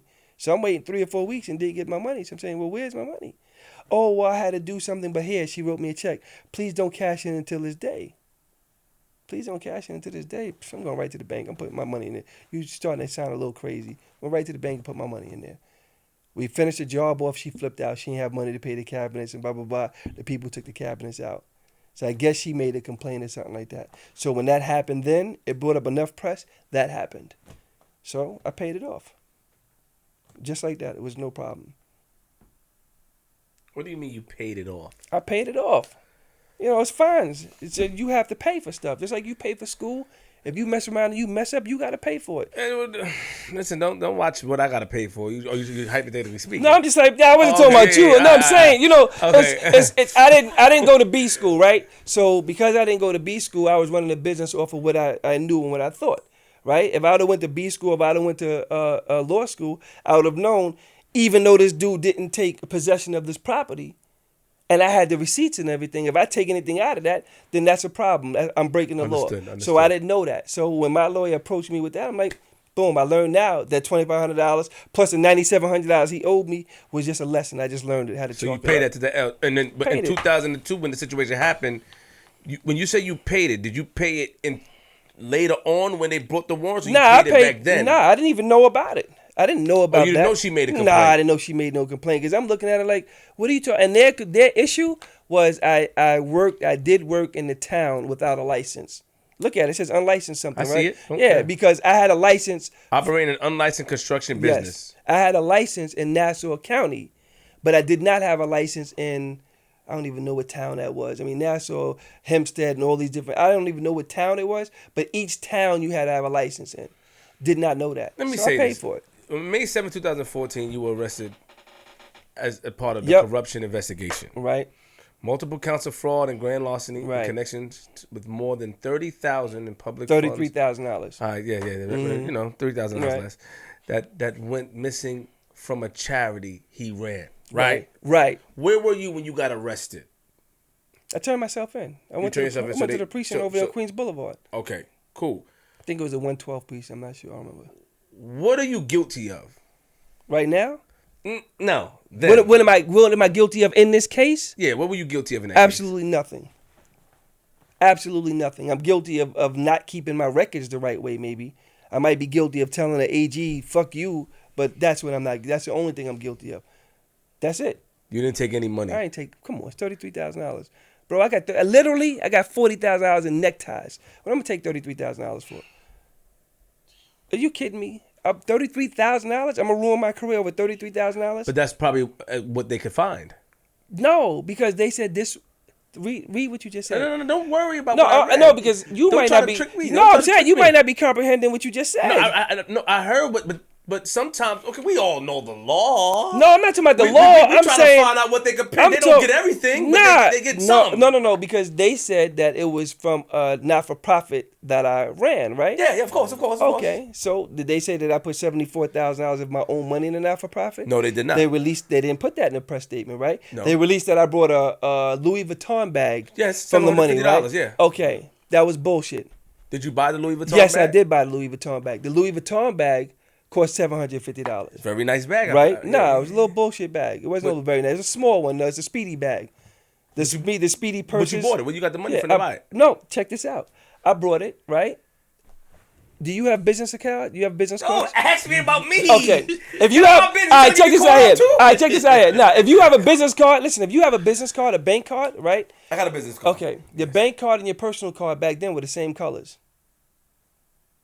I'm real facts. They were all blue. They were all green. So you made a mistake? No, but check this out. Did you make a mistake? I'm going to show you how I can prove I made a mistake, right? I paid for half the bag in cash, and I put the other half on my card, right? Wait a minute. Listen. Yo! He always goes in his corner. Man. Good. Yo, go in the corner. Go in the corner. in the corner. All right, good. You Yo, sit G, there. what's up with your man, G? So, G, let me explain it to him, right? Yeah. I'm going to stay right So here. let me explain it to you. Sorry. We did a press conference on New York 1, right? Disputing what he said. And you can look it up. Go on the New York 1 and find it.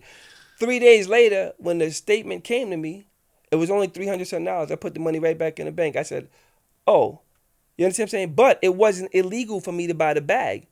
So the headline was I brought a bag, but it was never illegal for me to buy the bag. If you watch the press conference from the indictment when he did it, they asked him, they said, oh, and he did a single mother's luncheon. He did this and he did that. And they said, well, did he break the law? Did he steal when he did that? He said it wasn't unlawful. So what is it, unethical? It wasn't shit. It was him fronting to try to make something out of it because he had to run the next year and he was trying to shut me down because if you fast forward to when I was incarcerated in 2018, what happened? Did you Google Eric Schneiderman in 2018? He had to resign for beating them 4 women up, right? Mm-hmm. Okay, and that's what I knew about. That's why he came after me. And I got affidavits from attorneys and everybody else that proves that we knew about that. How would I know about that? No, you bought the Louis Vuitton bag by mistake, and then you ended up. No, I didn't buy the bag by mistake. I intentionally bought the bag. You bought the intentionally, but you bought it with the wrong card. Yes. Yeah. But then you put the money back. Yes. Money went right back. Did a press conference in New York 1. Money went right back. He never mentioned it again. Money went right back. But by that time, the media was flooded because they was like he's living high off the hog on children's things, and he bought a Louis Vuitton bag. Bro, you know how many Louis Vuitton bags I have? How much? Tell us. Enough. We don't know. Enough. Don't do that, G. Don't do Enough. that. Keep doing it, G. Because there's a few more than that. Enough. That's nothing to me. And I said this in the grand jury. That's probably why the people wasn't happy about it. I'm not going to sit there and apologize about the lifestyle that I live. Did you take any money? Not a dime. Let me ask my question first. You ain't got that. You said, did I take any money? Not a dime. Let me finish my question. Go ahead. People that you were around, people that you were around as well, that we know very well, was accused of using money. Was accused of using money. Yeah. We don't want to say no names, man. But people that well, you shouldn't say any names because there's some lethal outcomes. You should not say any names. But check this out. No, let's go. I ain't talking about you, but you know damn well what I'm talking about. But let's go into this, right? The prosecution brought forth 19 witnesses. Respect. 19 witnesses. Not one witness can say that they was there for anything except to validate a receipt from a store. Right? Mm-hmm. None of it was illegal. Not one witness can say, even the witnesses that they have, and I'll give you the testimony, certified court copies of the testimony, even the witness that they had that came down from the comptroller's office, and they was asking him if I stole the money or anything else. When my attorney asked him, all this stuff was done in cash? He said, yes. He said, can you prove that he did not use his money for the furtherance of New York for life? No, I cannot. Why are we here?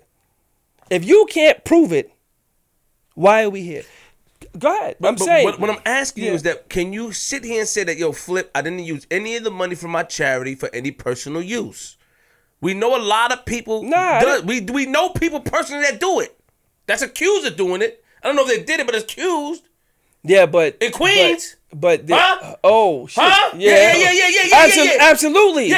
Absolutely. Yeah. But let me tell you. What are shots at? Let me tell you. Shoot them. Let me tell you what the distinction is. Right? The distinction is this. When you use money for an unintended purpose.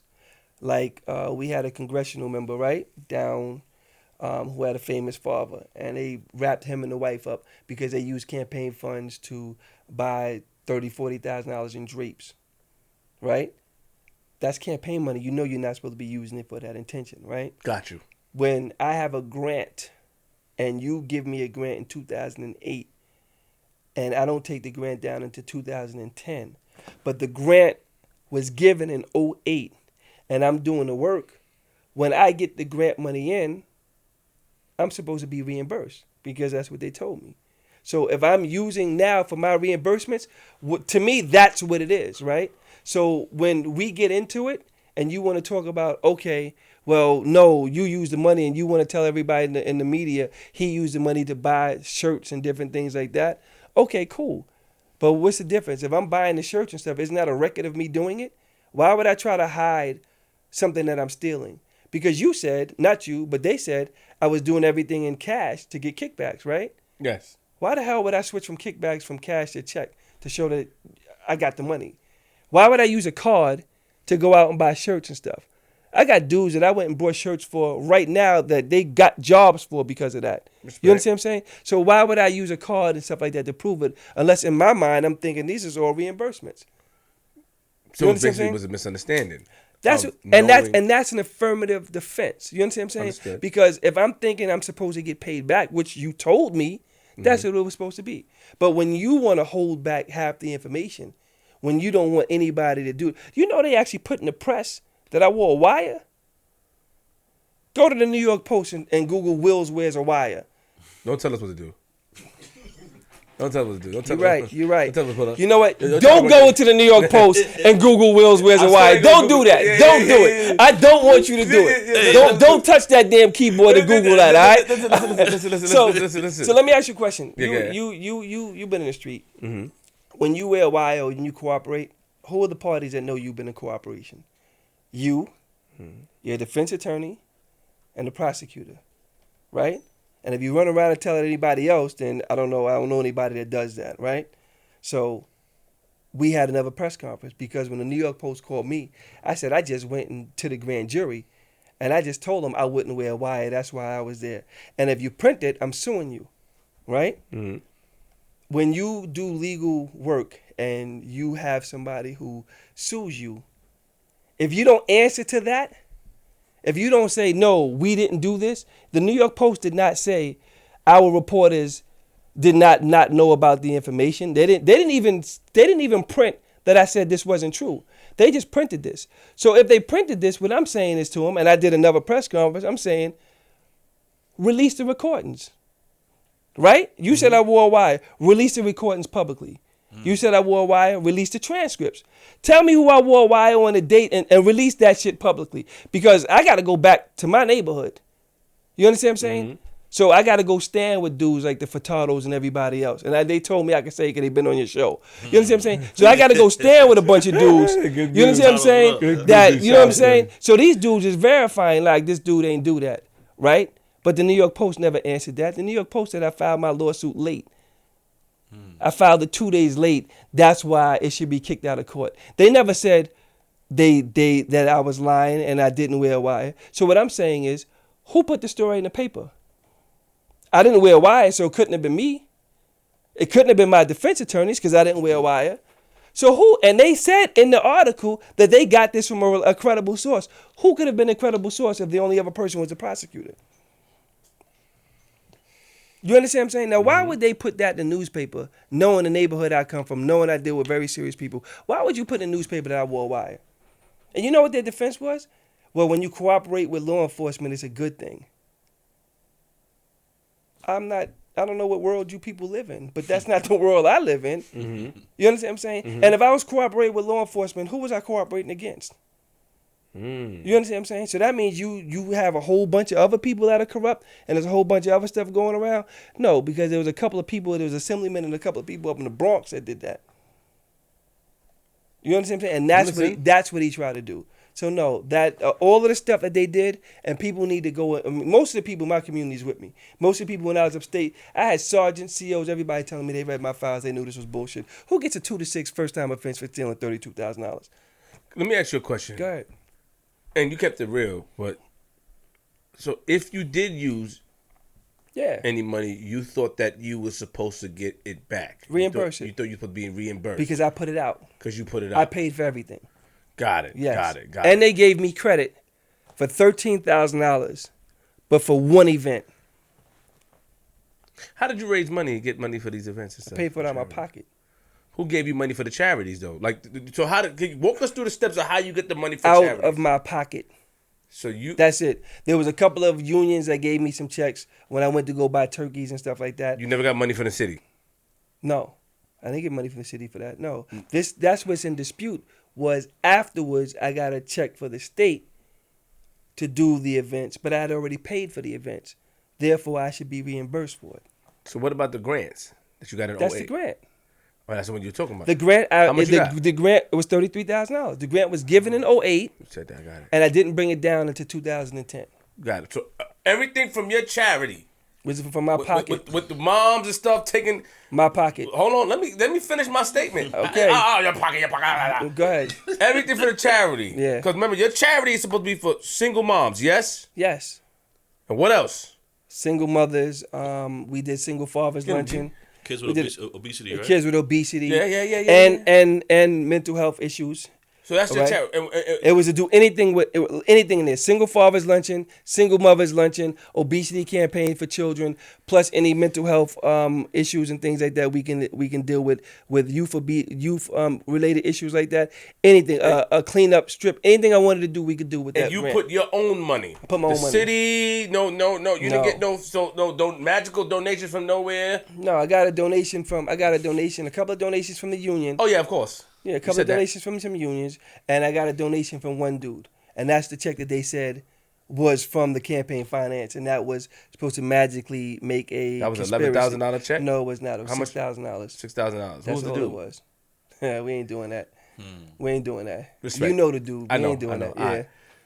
You also got locked up in 2015. 15. Said you got arrested in 2015 again, charged with 5 felony counts. That's the counts that they put on me in Manhattan for me to break me because I wasn't copping out in Failure to in disclose Right. financial dealings Right. and 5 separate disclosure Right. reports. Right. Filed with the city's conflict of interest board City between conflict of interest board. 2012, 2014. Right. They had no jurisdiction over that. That was supposed to be the district attorney. The district attorney did not bring those charges. Why the district attorney didn't bring those charges? Because that's something common. You forget to put something down on your forms. The damn attorney general that's there now did it. The speaker did it for $1 million. How the hell you forget $1 million on property? So, but how you forgot? I didn't forget. But how you forgot? I did not forget. Hold on, look what you just. I put it down. I just got you. You didn't get me.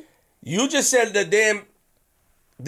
What? They just forgot to put the $1 million down, but then you saying that you trying to make an excuse of how you forgot. Absolutely you said sometimes not. You forget it. Absolutely sometimes not. you forget. Yes. I said people do forget. I said. Did you forget? No, I did not forget. You never forget to put nothing down. I didn't forget to It put said it down. failure to disclose financial dealings. Right. Did you fail to disclose the financial Absolutely dealings? not. I got advice from the Conflict of Interest Board. You're supposed to go into the council of the Conflict of Interest Board, and they told me if you have a corporation, you put down your ownership stake in the corporation. That's okay. Period. My mom, Marie Dulu, she tells me that. Okay. Yeah, that's true. Period. That's... If your corporation owes money or has borrowed money or whatever else, you do not put that down. You put down the stake in the corporation. Period. Okay. So what they went and said was, I didn't put down some loans, so I must have been hiding the loans. Failure to disclose. Okay.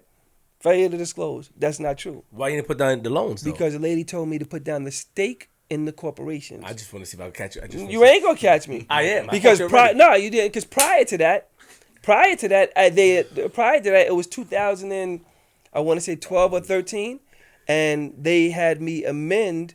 No, actually, it wasn't even 2012 or 13. I think it might have been 2011.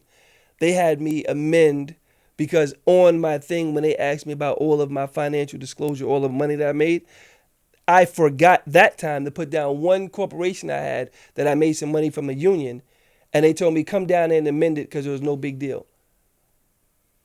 Now, if you go back and look at conflict of interest, if people are really serious about it, go back and look at the conflict of interest disclosures for members all the way back, and look how many times members were allowed to amend. Why didn't they allow me to amend then? Because they had already told my attorney if I don't cop out, they're gonna find something else to do to me. And that's the case they put on me. So that I would have to now go pay another attorney in Manhattan. Remember I told you that they put another case on me and then try to force a conflict with my attorney, Steve Zissou. And that's how they forced the conflict, because Steve Zissou was representing me during that time.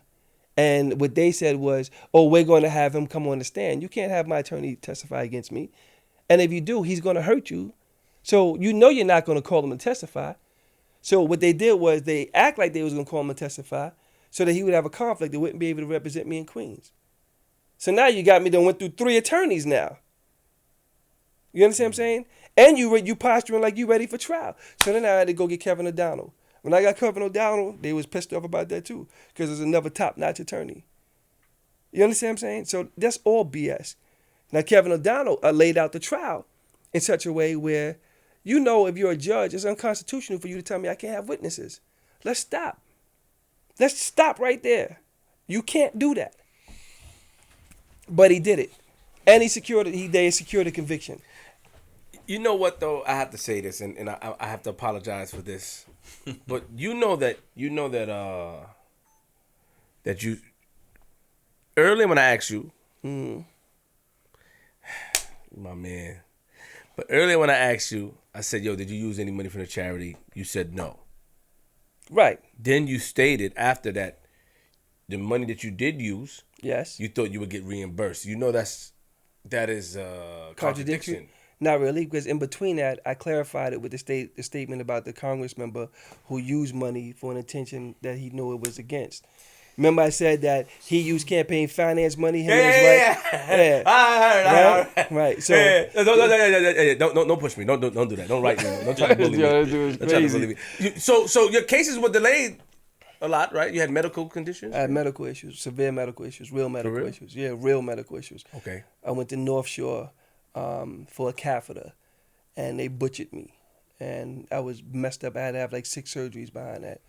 Did you sue them? 4 to 6 surgeries behind that. Did you sue them? No, I tried to. I did try to. I mean, this is shit that really happens. I did try to, but the attorneys that I guess we were going to get they didn't want to touch it because I had a criminal case going on. You understand what I'm saying? So that's what happened with that. And the way the law is set up, because their lobby is so powerful, you can't bring a case after 2 years. And by that time, I'm incarcerated, so how am I bring a case? An effective case. There's other ways to go after them. I can yell North Shore, North Shore, North Shore did this to me all day in every media outlet, and they're going to have to approach me because they know they're going to get too much negative press. You know, I'm glad you're doing this. This is why we're here. This is important because people live their life off of sound bites. And unless they have somebody that's really going to dive into something and ask you questions for real and try to trip you up, then, you know what I'm saying? So you think I'm trying to trip you up? Yeah, that's what you do. That's your style. so you know what I'm saying? But I mean, everything I'm saying is truthful. I'm not trying to trip you up. I mean, you keep it in 100. Yeah, I am. But this is why I asked you this is why I didn't understand the form. But you're smart. You're smart. What you're doing is that you know how I'm gonna come. You imagine. I don't. Pause. You imagine. So what it is that you I said no, I don't. No. Yeah, that was a good one. You knew I was gonna do this. So you already said that. Okay, I know Queenzflip is gonna come this direction. You came prepared. You came for the first time. One of the guests that came prepared, but you're not too prepared for me. No, but listen, you know what it is? I know. You know what it is? I know that you did your research, and you did more research than I really thought. So I didn't give you as much credit as I thought I was going to give you. You know what I'm saying? But I'm giving it to you now because you did a lot more research. Shout out to Michelle. But with the thing, there you go, right? It's black woman, black man, black girl magic. Black girl magic. I mean, she bushed the last one. Yeah. Oh wow. Did she really? So sorry. So I did. We did good research. Right. But I feel that you knew because I'm telling you and. Yeah. No, you know what it is? It's not that you knew I was going to ask questions in the form of, you knew my style, you studied my style. Absolutely not. You knew I was going to ask you in the form of accusing you. You knew that. Crazy. Yeah. Oh, wow. You said I know your style. Like I spent that much time studying you. You did watch Like it. you give yourself a lot of credit, No. We had you recording the cameras. But you stated how much stuff you watched. Yeah. I said 3 hours. It don't matter. It's a lot. Nah, that was 3 hours of people jumping over the table at you, all kinds of stuff. That's old. So nobody warned you about Queenzflip? I had a conversation with somebody. No, they said you was crazy. Yeah, they people said, that know me. Yeah, they said this dude is nuts. I gave Erica Ford hell as a kid. Did she tell you that? Nah, you know what it was? We didn't even have those conversations. I'm telling you, literally. I got down with a few people and I spoke to people that I trust, and they said, listen, we need to do this to make sure that this message gets out, because my reversal has profound criminal justice reform implications, right? Mm-hmm. Because you're looking at somebody who was wrongly prosecuted, incarcerated, right? For 2 years, taken away from my family, made the cop out on some BS, right? You're looking at somebody who came home, got work release, and got sent back upstate for a false positive urinalysis for Suboxone. I've never done a drug in my life if it wasn't prescribed, right? And when I got upstate, they tried to use that, me being, that's not public record, bro. I know you're about to Google it. I can tell you about it. All right, so got sent back upstate, taken out of work release, I had to lose my job and everything else, went back upstate, and then because you get removed from temporary work release program, that usually 85% of the time voids your parole. So they was trying to hold me for another 2 years. So they was going to keep me incarcerated for 4 years behind something that not only I didn't do, but even if somebody did it, who does $32,000 in just 4 years in state? This ain't the feds like everybody else went to. Respect. I went to Marcy, B. That's a cut camp. It's Green, Marcy, Wyoming, and what's the one that starts with an F? Franklin. Right? Nobody wants to go to those joints. That's where they put me. 7 hours upstate in a wheelchair. I walked into prison. I walked in when I got remanded. A few hours later, I was in a wheelchair. 7.5 months. No medical, no nothing. Like, this is for real. You understand what I'm saying? I wouldn't be walking today if it wasn't for the homies upstate in Marcy. They locked the gym down so that I can get, and they gave me physical therapy. Like the dudes that worked out and stuff like that, they do this leg exercise, do this, do that. In pain. These dudes, the state didn't even give me my pain medication. They shut all of this down. So if they did that to somebody like me who had an semblance of power, right? Somebody who was supposed to be important and had some money to fight a case, how many tens of thousands of our guys are they doing that to every single day? This dude ain't here because, saying he's official dude from the street. He's here because when I was in Hudson with him, he was one of the people keeping me out of that wheelchair. Because even to this day, if I get into a rough ride or something like that, if I don't work out and get my core and stuff back, the pain comes back.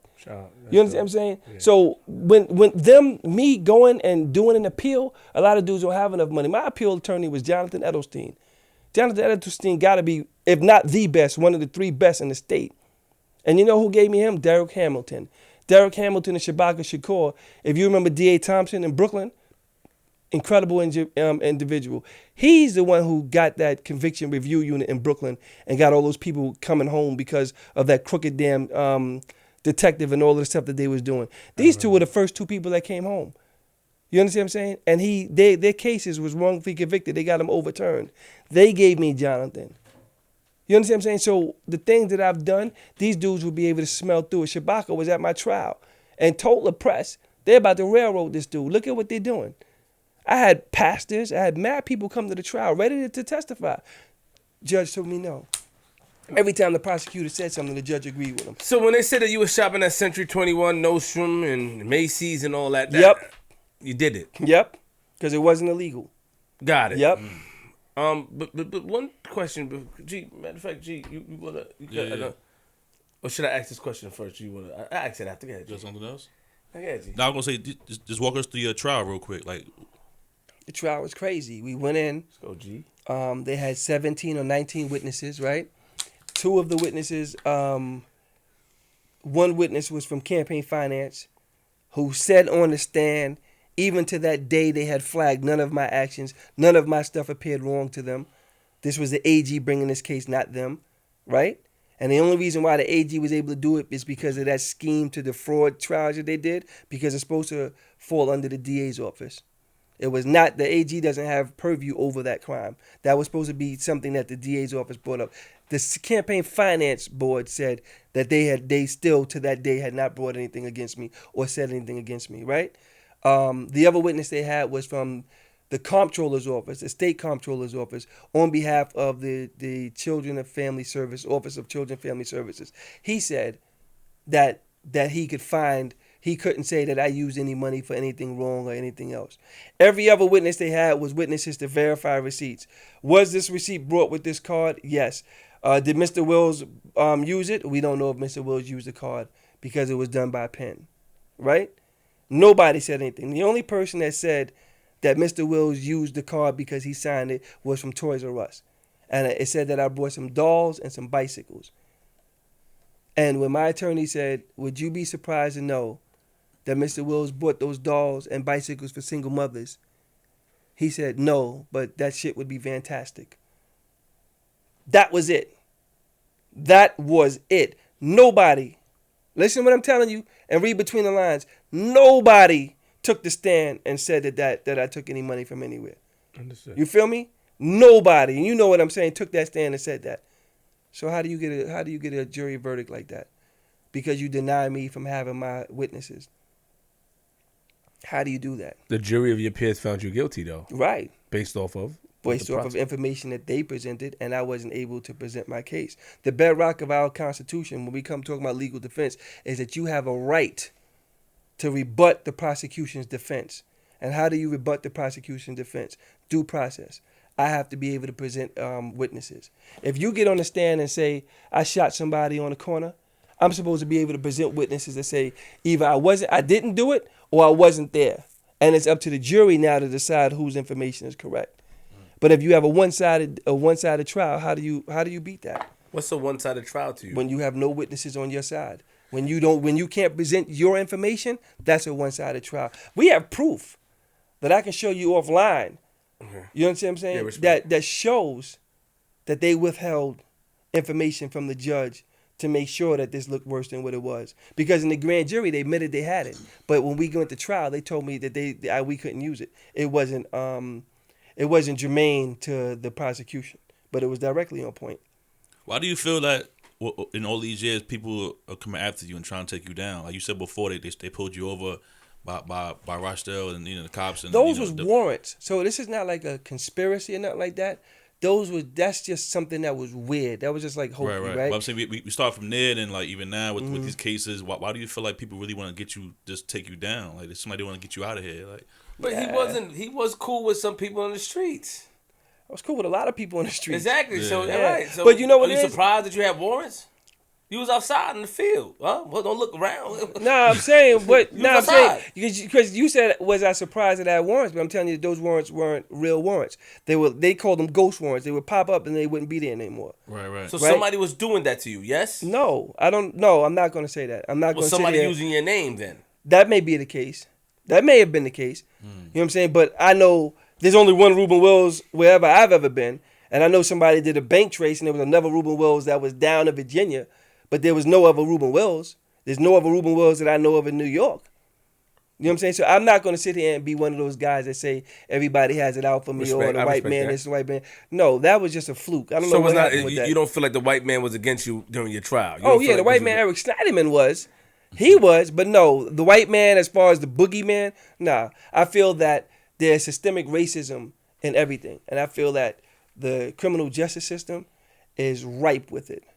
And I think that, not that I think, but I'm fully persuaded that because of those traps and ways that they set the law up. See, people say that it's broken and we need to fix it. It ain't broke, right? It's working exactly how they designed it to work. If you don't have money, if you don't have a good attorney, or if you're not a certain type of person, they're going to do it. But the way it's designed is even your own people will help them get you. And I don't mean snitches. I mean people that stand idly by and try to separate from you. Respect. Right? Mm-hmm. So how do you go and have a whole bunch of people that are with you every single day? You're saving their lives. You're doing stuff for them. You're giving them legislation. You helping them get reelected and different things like that. And as soon as the crap hits the fan, half of them boogie. You talking about that lady? No, I'm not even talking about her. Right. I'm talking about other folks, you know what I'm saying, that didn't want to stand. Like, you know what I'm saying? They could have been like, yo, what are you doing? None of them wanted to be on the press or have no press conference or like that. But there's a few of them that did. Those are the ones that when I was in Lincoln and work release and I had that false positive, I wrote them up. I wrote appeals. I said, the machines are no good. You can't even use this machine like this. It can't be the primary. This machine, well, it's only supposed to be primary, but it can't be the end-all result. You got to give us a gaslight. I wrote everything up. Those elected officials jumped on the phones and wrote letters. This dude does not use drugs. This dude done fought his way all the way through this. We believe he's innocent. We know he didn't do this. Now, you can ask most of the people that was in work release in order to get... How many weeks was it taking people to get hearings? 6 weeks they was in there. 4 or 5 weeks people was getting hearings. You know how long it took them to get me up out of there? A week. I was wrapped up in Sing Sing in a week. You understand what I'm saying? And that's because I was slamming the superintendent. So a lot of the stuff that happened to me, I did it on my own because I wasn't trying to hear nothing. Who was the family member that got arrested with you? You already know who that was. We ain't doing that. And you know who that was, and we went over that. We are not doing that. Their name is in the paper. I don't care. I'm not doing that. I have to respect it. Yeah, I'm not doing that because you know him. I'm not doing that. Okay. Yeah, absolutely. How you know not. I know him? I know you know him. How do you know? Do you know him? How do you know I know him? All right, so let's be specific. Do you know him? How do you know I know him, though? Do you know him? What's the word that you... Precise? Let's be precise. How do you know I him? know this person? Do you know him? Because I know you know him. Tell me how. I already know. Then you sit there early and say, I know a lot of background information. I can tell you things. And, and you flipped your hat and you was like, people don't know. But I know some background information. I know you know him. You sure? Yep. Absolutely sure. How do you know? I just want to know how you know. Did he co-sign and say you know me? The energy. Now look deep inside yourself. I'm gonna respect that. G, chill. G, don't do that. G, don't do it. G. It's getting hot. G, no, you stop doing all that. G.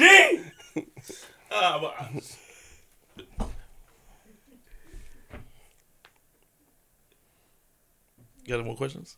Yeah. So I'm gonna respect that because we definitely But you were mad that they accused you of sleeping with your chief. Absolutely, that's bullshit. Why are you gonna use a black man to ask that? Why would you know what that was? That was a slander tactic, right? So why would you ask that of a young black woman, right? Mm-hmm. Why would you do that? What does that have to do with it? It wasn't true. Let me put that on the record. That was absolutely untrue. Because you both are married, yes. But why would you do that? What did that do except inflame the jury? What was the point of asking that question? Did that have anything to do with any theft of not-for-profit money? Anything with campaign finance? Nothing. You know why they did that? Because when she came on, her testimony blew a hole in everything that they were saying. That's why they did that. But my thing was, it was even more, and there was like 40 or 50 men, black men, that had a press conference the very next day and demanded an apology from the prosecution for doing that. But they didn't put that out there. That was led by A.U. Hogan, Pastor Hogan, and a whole bunch of black men in our area. I think, what's his name? Father's Alive in the Hood. I think he was there. A lot of people came out for that. To support, yeah. You know what I'm saying? Kenny Carter, a lot of people, because that was wrong. There was no substantive reason for them to put that in there. But this is what they do, so that the jury can go, that's ridiculous. Yeah, so I was mad about that. I was pissed off. Why are you bringing her into that? So this is what they do. They attack anybody who's around you that's going to support you so that other people back up and don't want to help you. You were smiling when you got arrested. You were smiling. Shit, I know I'm innocent. You had a nice suit. It's America, how much was that suit? Few of those is 33. I was this is America. You're supposed to be innocent to proven guilty. You feel me?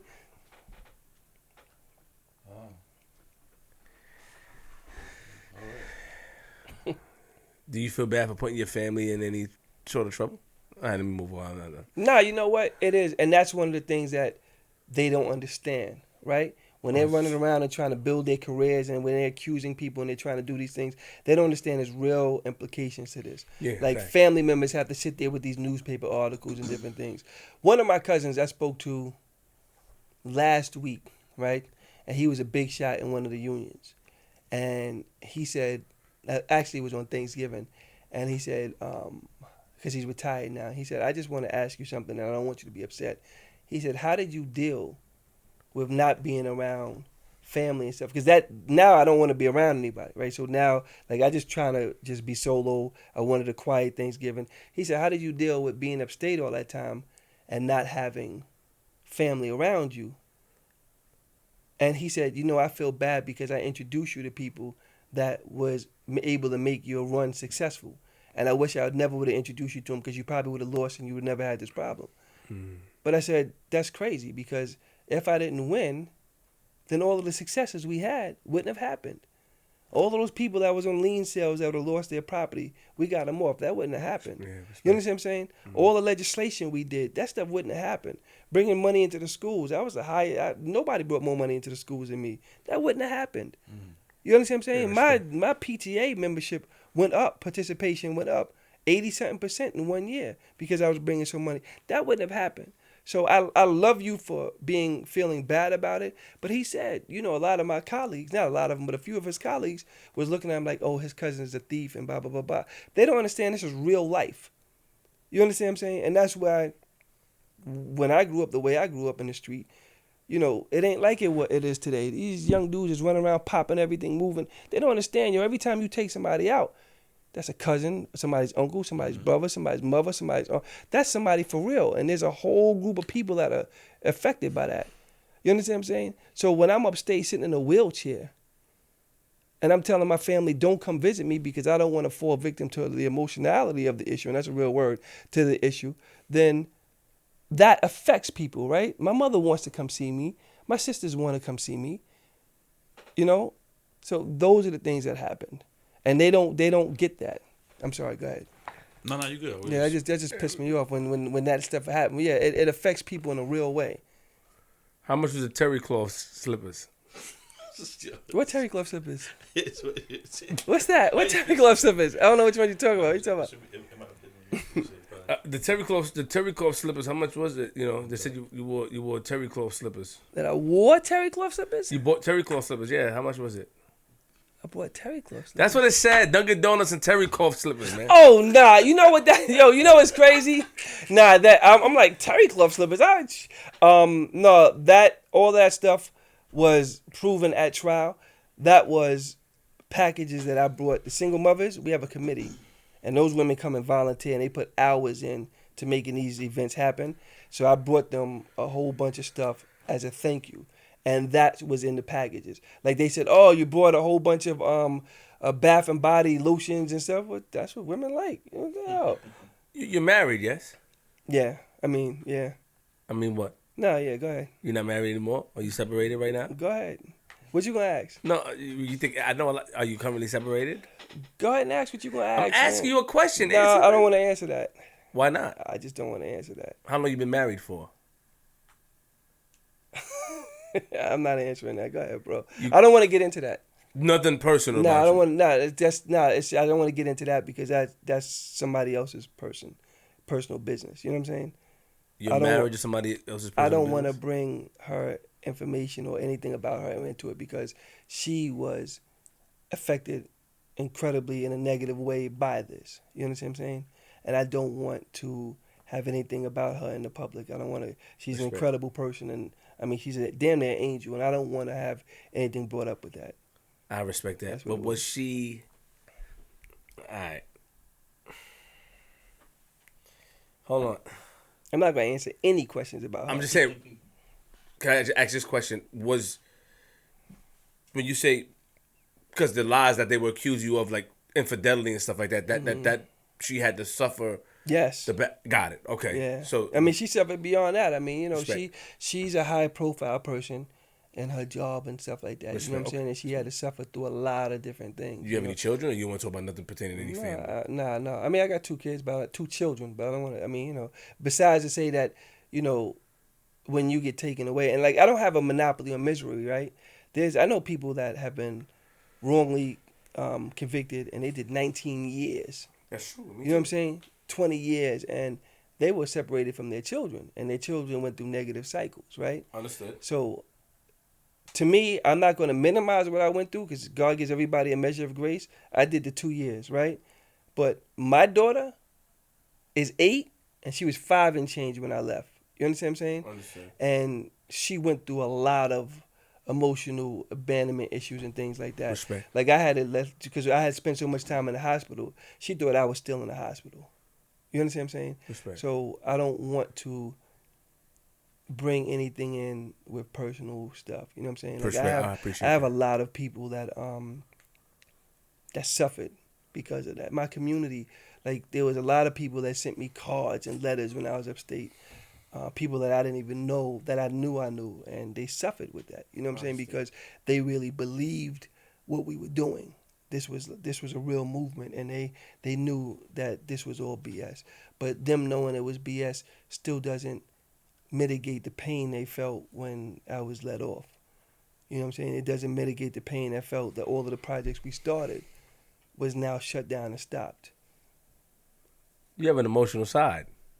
Yeah, I mean, I don't even know how to. Yeah, everybody. Has I'm an just saying. No. emotional side. Yeah, I mean, everybody has an emotional when side. you're standing on your square, but I'm just saying. Yeah. I see that this is just, respect. Yeah, because you know what it is. Things. You know what it is, and that's why I said that this has really profound criminal justice reform implications, because when you're locked up upstate, right, it brings out what it needs to bring out. You know what I'm saying? For you to be able to protect yourself or do whatever you have to do. And when you're going through that, like I said, I didn't want to suffer the emotionality of it. Well, as soon as I got up there, I saw people who their wives or girlfriends or family couldn't make a bus trip upstate to see them, right? Because we're 7 hours away. Somebody didn't have their ID to get in, or they get in and the COs want to act like assholes and twist you and turn you around and your family can't come.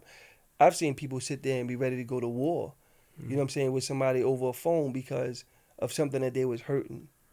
You know what I'm saying? And I know that these things affect you in a way when you come home, that they always talk about reentry, but if it wasn't for Kepra, she works with Life Camp, right? She's a wellness person. Yeah, her and Tracy Queen, right? Dr. Jeff.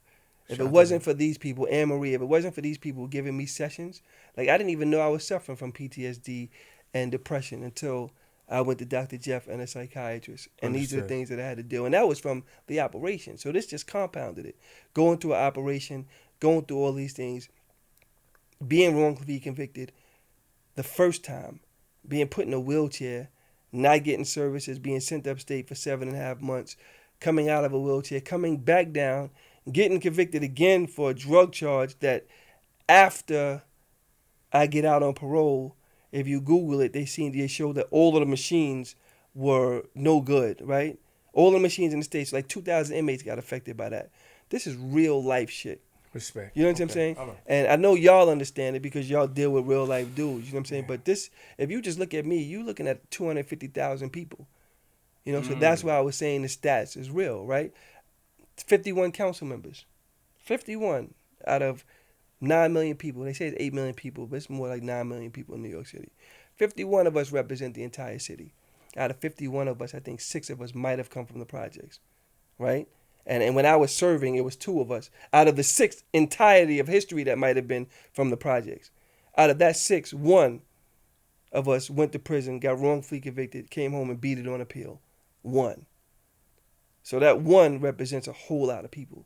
So where the other media is not going to want to do that, where they're going to put in something in the paper, they'll say, oh, he was reversed, but it was because of the 5 witnesses. It wasn't because the judges thought he was innocent. We didn't go there for an innocence thing. I'm saying I'm innocent. But we're saying that if we had a fighting chance, we would have blew that shit up and we would have won. You understand what I'm saying? So this is real. Like, there's a lot of kids that are suffering in foster homes, committing crimes, doing all kinds of things because people say they made bad choices. They ain't make bad choices. They had nothing but bad options to pick from because their pops went upstate for 30 years, right? So let's talk about the reform measures that we need. Let's talk about the judicial branch. It's supposed to be independent from the prosecutorial branch, but they work hand in hand to send us upstate. Let's talk about if you don't have an attorney and you have all of these legal aides that are doing nothing. Some of them are good, but a lot of them are just got such a heavy caseload. They're just telling people to cop out. Let's talk about they didn't produce me for court 4 separate occasions, and nobody got in trouble for that. You understand what I'm saying? These are all things that I went through, and I think that even though I came home and I was extremely bitter over this, I lost somebody that I loved. You understand what I'm saying? I mean, I lost somebody who I loved, taught me affection, taught me things that I didn't know about when I was younger, and I valued these things over this. You understand what I'm saying? She had wisdom that was beyond black girl magic. You understand what I'm saying? And if it wasn't for people like Kepra and Tracy Queen and Annie and them standing by me, Taquana Rivers is one of my best friends, a campaign manager. Leslie Ann, the young lady that they was talking about. I could drop these names because these people are stand up. They stand up more than men, but they were affected by this. So we really need to get into why this is happening so much. You understand what I'm saying? It shouldn't be because Flynn, Trump's guy, national security director, if I remember it correctly, he had to cop out and the feds forced him to cop out because they was going to go after his son. They made a big deal out of that. That happens every single day in our hood, all across America. You understand what I'm saying? So these things need to be spoken about. And a lot of these people have got to start to be held accountable. Why do they have immunity? We got to start stopping that. You can't tell me that a prosecutor won't be a good prosecutor if they don't have immunity. They're just going to be a better prosecutor. They're going to stop trying to hide information and evidence and stuff. There's things that we really need to get into and we really need to work about. And it ain't about the flash and pizzazz. This is about getting there, rolling about things, and getting this work done. So this is why I'm saying that this case needs to be highlighted. Not because I need some type of public vindication, because I'm good any hood I go to. I can go anywhere. Boise, I can go to Chicago. I can go any hood I go to in the United States, I'm good. And I got people that are verified for me. I don't have to worry about nothing. But at the same time, there's 250, 300,000 dudes that are like me that are going through this. I know dudes upstate right now that's locked up that are wrongfully convicted. You got Fourth Quarter sitting there for 38 years because they convicted him. He came on appeal on his own, beat it.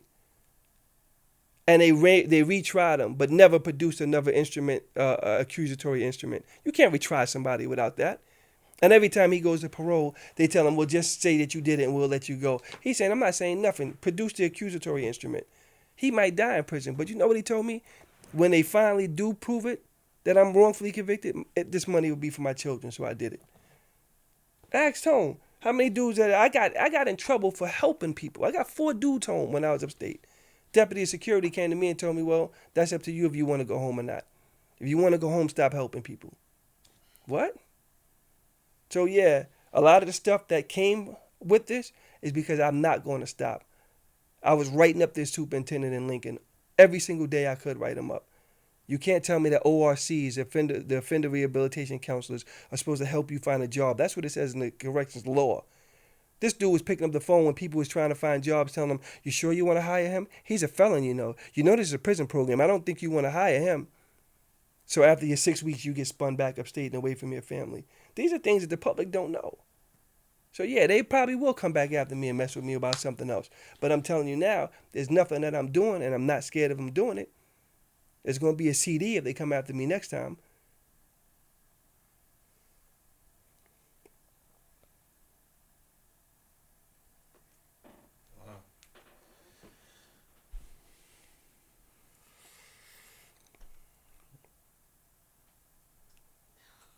What you got? What you got for? What you got for him? What you got for him? I think he's pretty solid, man. I think he more silence. Pretty good. Okay. It's okay. Pretty good. Pretty good. You got my respect. Everything got reversed. Yeah, full reversal. Yep. Okay. Are you suing New York City? Yeah, absolutely. We have a lawsuit against New York City for them putting me in a wheelchair for the negligence that they showed me with the medical care. We're suing New York State because we appealed it and told them that this drug charge was wrong, and they left it anyway. Sent me back upstate, so they unlawfully removed me from work release when I was on the streets, gainfully employed to help. They removed me and sent me back upstate, right? Not only did they send me back upstate, I went upstate and caught a really bad bacterial infection, so I was sick for a while. Oh, man. And then it was something else that they did. It's just crazy. So, you know, they have to be held accountable for the stuff that they did. Telling me to kill myself. They put me in the box. Was banging on the door all night. You know, telling me to kill myself. You ain't dead yet. Singing the Sean Kingston song. Like, I'm just barely able now to talk about this stuff. But this is stuff that they did to try to, I don't know what they thought, how inhumane, what inhumane level of treatment they think they can give another human being. But these are the things that they did. Now, I don't know whether they thought they were teaching me a lesson because I was high and mighty and I came down. I don't know what it was. You know, yeah, like shout out like Sage and Shamar, Oriel. these are people that you're gonna hear a lot from them too. Like Sage's, these people helped me down. Dr. White, these people really helped me down. And if I didn't have those kinds of people, I don't think that. And I'm saying it because a lot of people don't make it. You know what I'm saying? Like I was having anxiety attacks. That was on the record. They knew that. Why would you put me in a box and tell me to kill myself and bang on the door? You know what it is to be in the box on suicide watch, naked with that smock in a cold ass cell on concrete, and they banging on there all night, telling you to kill yourself. You can't sleep. Then they put you in RMHU. Like this is crazy. If my family didn't call up there, they would have put me in a rabbit hole so far nobody would have found me. And these are the things that they do every single day upstate. CO stealing out of people's packages. You know what I'm saying? I mean, this stuff is just gets. It looks like little things, but when you have 1,000 little things that add on to one person, you understand what I'm saying? It hurts you. So I'm here for a reason. I didn't make it through that because I was some super strong dude. I mean, I think God sometimes doesn't allow you to understand what's going on, because if I would have really understood what was going on, I might have stopped trying to help people. You understand what I'm saying? If I knew that this was causing them to keep attacking me I might have stopped. But God had a reason for it, so he gave me enough strength every day. There was people out here that were writing me letters and sending me cards that gave me strength every single day just to be able to do this. And when I came home and this reversal came down, I didn't realize it was real for like a month. But it's real, and people need to understand that you can get this fixed. We can go in and change this around so that it works and has equity. I'm not the dude that says, no, F America, F the criminal justice system. I'm never going to do that because I made it from 40 projects to the city council. I'm stronger than ever, right? There's nobody that's going to tell me that I can't go out there and do anything. So everybody else can do the same thing. But we got to do it the right way. So now what we're saying is we're about to do some things. Pay attention to what we're doing. You know what I'm saying? Do like you did. Y'all need to train people on how to like flush out information from people. Like, you know what I'm saying? That's a skill you have. It's easy for you to do it. But some people need to be trained on that. You know what I'm saying? Because those are the ones that will go out and actually do things that we need to do to change the world. That was my last question. Wow. All right, so we got a few more questions before we wrap it up. Yeah. I wanted to ask you how you feel about politics now, in the whole politics game now. How do you feel about it? I still love it. I had a conflict when I first came home. Like, you know what it was? It was when you sit up there and you like, wait a minute, I didn't do this. How did I get here? And you start to get bitter and real resentful, right? But then when it happens twice and you back upstate again, and now I'm sitting in Sing Sing and I'm like, shout out to Kwame. He was an LK Crown. He pulled up to my cell and started asking me about scriptures and stuff. And I'm like, yo, Kwame, I don't want to hear that right now. When you have to deal with that stuff, you have a lot of resentment and bitterness. And when I came home, I had a real contradiction inside of me because I'm like, I don't want to be bothered with people anymore. I don't want to help people anymore. And I'm saying, where was you know what I'm saying? Mm-hmm. But it's not about that. It's about you knowing that there was a real purpose for what you went through. And I had to come to that. You know what I'm saying? So now I know whatever my next chapter is, I'm going to do it. And I'm going to do it the way I want to do it. Mm-hmm. I'm not going to have to. When I was in politics before, I had to bite my tongue a lot. You know what I'm saying? There were some dudes that were around us that were elected officials that just wasn't serving the community. You know what I'm saying? So I had to work triple time to make sure we get done. I'm not holding my tongue anymore about that. You know what I'm saying? I'm not holding my tongue anymore because I'm a Democrat or I'm this, I'm not that. If somebody's doing something wrong or they're doing something I think is hurting my people, I'm putting it on you. I'm not going to be disrespectful about it, but I'm going to let you know how I feel. You know, I think politics, when it's done right, it's the art of governing people. I think it's the most incredible thing in the world. But when you have people that are complacent or just damn near neglectful, or people who don't want to know, or people who just chase it because they think they know power and influence, it's the worst thing. So my thing was, I don't want to be bothered. I just want to get my paper, get my daughter, and just, you know what I'm saying? Mm-hmm. And just go away because I lost too much. But you can't be like that. You have to move in forgiveness. You have to leave that stuff alone.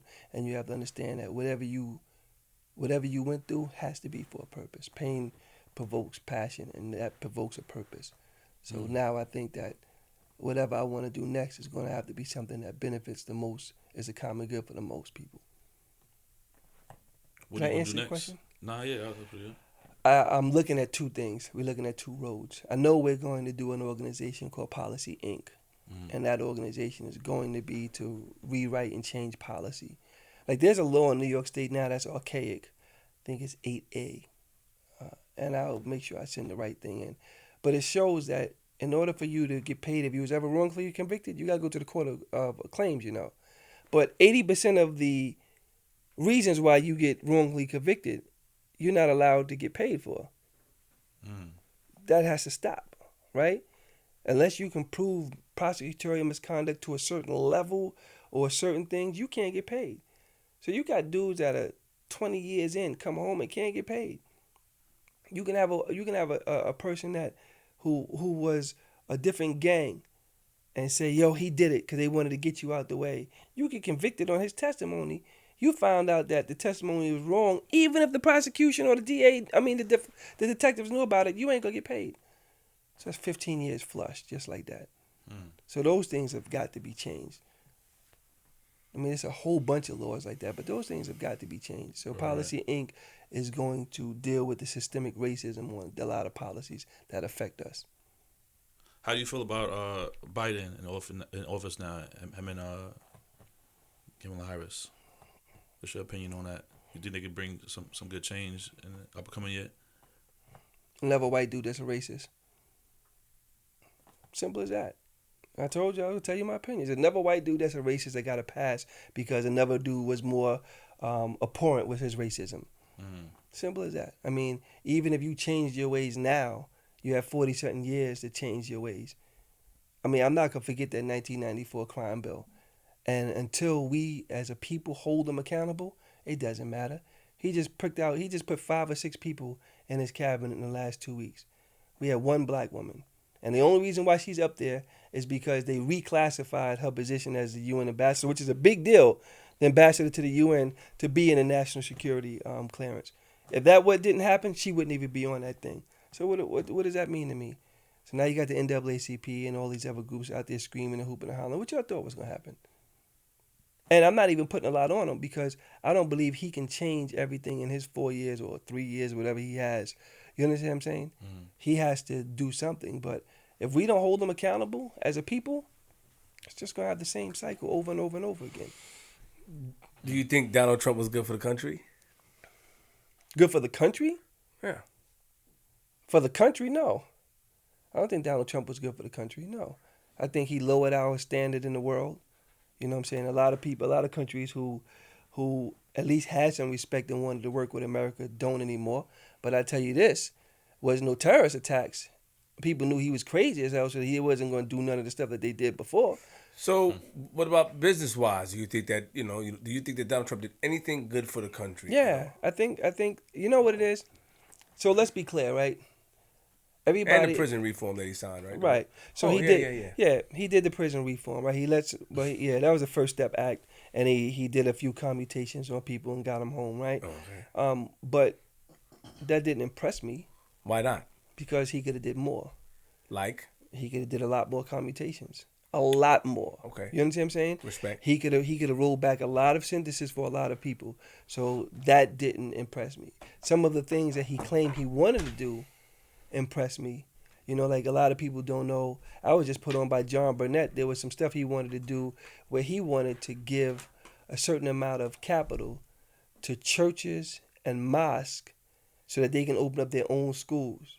Not quite charter schools, but their own schools, just like the synagogues. That would have empowered our people, right? So hopefully the Biden administration will take that and shift that and work with it, right?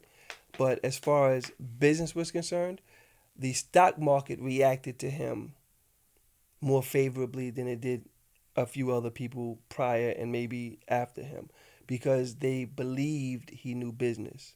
So because of that, it generated a tremendous amount of revenue, but it only generated that revenue for certain people, right? So I know a lot of folks on the ground that got jobs, but that recovery was because of President Obama's moves and things that he did in the beginning. So he gets credit. Everybody gets credit for what they did. But my thing is, you have to watch the cycle of it, right? If it wasn't for Bush, you wouldn't have Obama. If it wasn't for Obama, you wouldn't have Trump. If it wasn't for Trump, you wouldn't have Kamala Harris and Biden.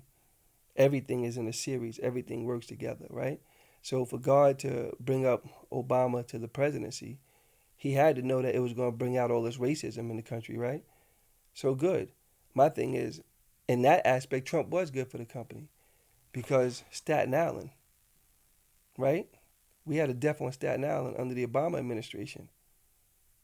When we had that death, right, not too much happened.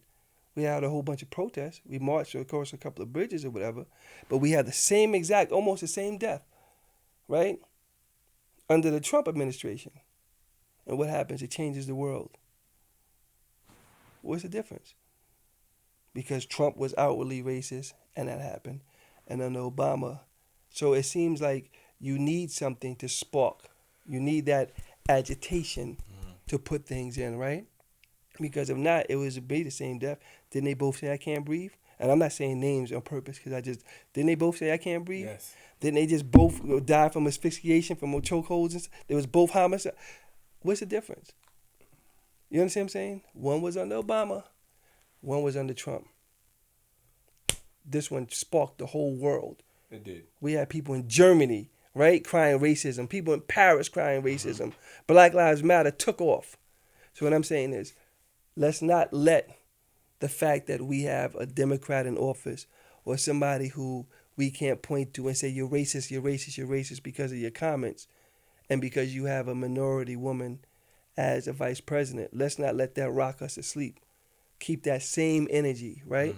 Demand that we have people in position. I don't want to hear we're going to have somebody over the interior that's black. So what, you're going to take care of parks? Okay, that's important to you. You know what I'm saying? National monuments, that's important to you. But let's have some people over some positions that really deal with us as minorities, right? So let's get another holder in there. Let's get another DOJ, right? Let's get another FBI director. Let's get some people in the attorney generals and stuff like that that can really do some stuff. Give us positions that are really going to affect us and let those people work. All right. Is there anything we didn't cover this evening that you want to touch on? I know you came here for a reason to clear a lot of things up. So is there anything we didn't touch on that you want to finalize before we wrap it up? No. I know we covered. I think we covered a lot, but I want to make sure before y'all gave us a lot of time. I want to make sure before you wrap up that we took care of everything. I appreciate it though. I really do. Like, I know Flip is, but I really appreciate the fact that y'all let us come up here, right? And I hope people, I don't know how long this was. It seemed like it was quick, but I know. 2 hours. Wow. Yeah. That's crazy. Time fly, we having fun, right? Word up. And you gave me 1 bottle of lukewarm water? That's crazy. Let's go. What? Oh, come on, man. Nah. G, yeah, man. G, chill. G. Yeah, G, hurry up. Get out, man. Nah, what are you gonna do? Just hold the hand, wait for it. Go ahead. Wait. I'm gonna let us. Nah, I mean, I just, you know what I want to do? I want to just say to all of the people, when I left out of the courtroom, I made sure I told everybody, don't stop praying and don't let this outcome, to paraphrase it, affect your faith, right? Because when you see people go through things, you go, why God, why God, why God? And I had pastors that told me that. Don't let that affect your faith because there's an outcome that we don't see at the end of this, right? So, yeah, we did a lot of great work. And I say we because it wasn't just Reuben Wills. It was all the people that was with me. Did a lot of great work before. But God knew that I had to go through this. That's why he allowed me to get to that. So, and he brought me through it. And I believe that what we're going to do in the next chapter is going to be even greater. So my thing is, I'm glad you held on to your faith. And for all of those people who might have been shaken, I'm sitting here to tell you we went through it, but we were strong enough to get through it. And I want to thank you. I want to thank all of those people for the support that they did give me in that time. Round of applause on time, man. I'm waiting for it. I'm going to catch you off guard, though. You know what I'm saying? You got anything like that? Shout out to Bev. Shout out to Frank. Absolutely. Hold on. Give me social media. You got or whatever. Social website, whatever you got. What is You know I don't do the social. It's Can I look at my phone real quick? Yeah. I don't even. Yeah. No, it's the Reuben Wills. What is it? What's your Instagram? He gonna tell you right now. It's a nice jacket. What type of jacket is that? Ooh. Don't do that. Like Don't do JC that. Don't do that. Page 15. Saint Don't Laurent. do that. That's not Saint Laurent. Don't do that. Oh, hold on. Valentino. Montclair. Don't do that. Don't do Let me that. see. Can I see that? Don't do that. Nah, don't do. do Tone. that. Tone. Don't let him take that. Don't let Come that. It's on, Reuben. nigga, Is Can I say the Instagram? Yeah. Oh my God. Nigga shit at his best. Nigga shit at his best. This is a fly jacket. Oh. Oh my God. Yeah, I can't. Whoa. How old are you? This is fly. Yo, Tone, man. Don't get too What- comfortable, Nigga shit. man. Oh man. Don't get too Let me comfortable, stand man. in this, huh? Don't get too comfortable, Ah, man. this is fly. Yo, he said Wow. at his best. Looks good on you, I man. look good. I'm that nigga. You are. Yeah. You absolutely are. This is a nice jacket. I'm See saying. how much it costs They're me? gonna look like Mason Diddy, you know what I'm saying? In the video. This is a nice jacket. This is nice. I'm gonna buy this. This is nice. Sorry, pardon me, G. Wow. Man. Can we shout these guys out, please? Absolutely, These lovely guys behind the man. scenes, please. Absolutely. Shout them out, man. This is my brothers. This is Bar and this is Tone. Bar and Tone, man. Round of applause for them, Absolutely, please. man. Salute. Man, Tone, what up? He was doing that and then lost the thing. I don't know how to get back on your phone. Kind of distracted. Dude is crazy, man. Yo, you just a little bit. That's a nice jacket. Yo, you know what? Pretty I nice. gotta say happy birthday to Taquana and my sister Lachelle. Today's their birthdays. Salute. Yeah. Happy birthday. So it's Reuben Wills _ the number one On Instagram. on Instagram. Reuben yeah. Wills _ the number one. Okay. Yeah, _ the number one. It's not, just saying one, right? Yeah, I said it right. Okay. Thanks, Bar. Happy birthday to your sisters as well. Yeah. Yeah, G, man. G Money. So I think you did research too, but We made it. Yeah, but I think the part you didn't research is the part that you're about to get right now. You know what I'm saying? Just I put it over there earlier. I held it because Okay. I don't want to be biased. Go ahead. Cause Okay. I know this guy for a long time. Okay. Actually, I think he's I want to say you probably one of the first people that was like in the council, that I've seen growing up that was active. That I remember as far as being younger and being I remember seeing you ISA in the gym and Oh, absolutely. different, Yeah, just Dave Edwards and all of them. yeah. Absolutely. I remember seeing you around from young, Yeah. so Me too. I saw him. he was just outside. I'm like, he's saw got him. always out. But he at was all outside the talking to the events. hoodlums. But he was active. He was what makes them hoodlums? Nothing. I just want to be ignorant. he was in the Crazy, mix, He man. was So- outside talking to a lot of people that people wouldn't talk to, and they respected it. Exactly. They stood there. Absolutely. And that's, give and everybody that's a very, chance, that's and I very respect important. that. That's very important, and for that, man, he cool, man. That's what that was. I didn't even know what that was. That's crazy. Yeah, he cool, man. I had to wait. I waited. Shout out, waited. man. I gotta go, man. Listen, dope episode, man.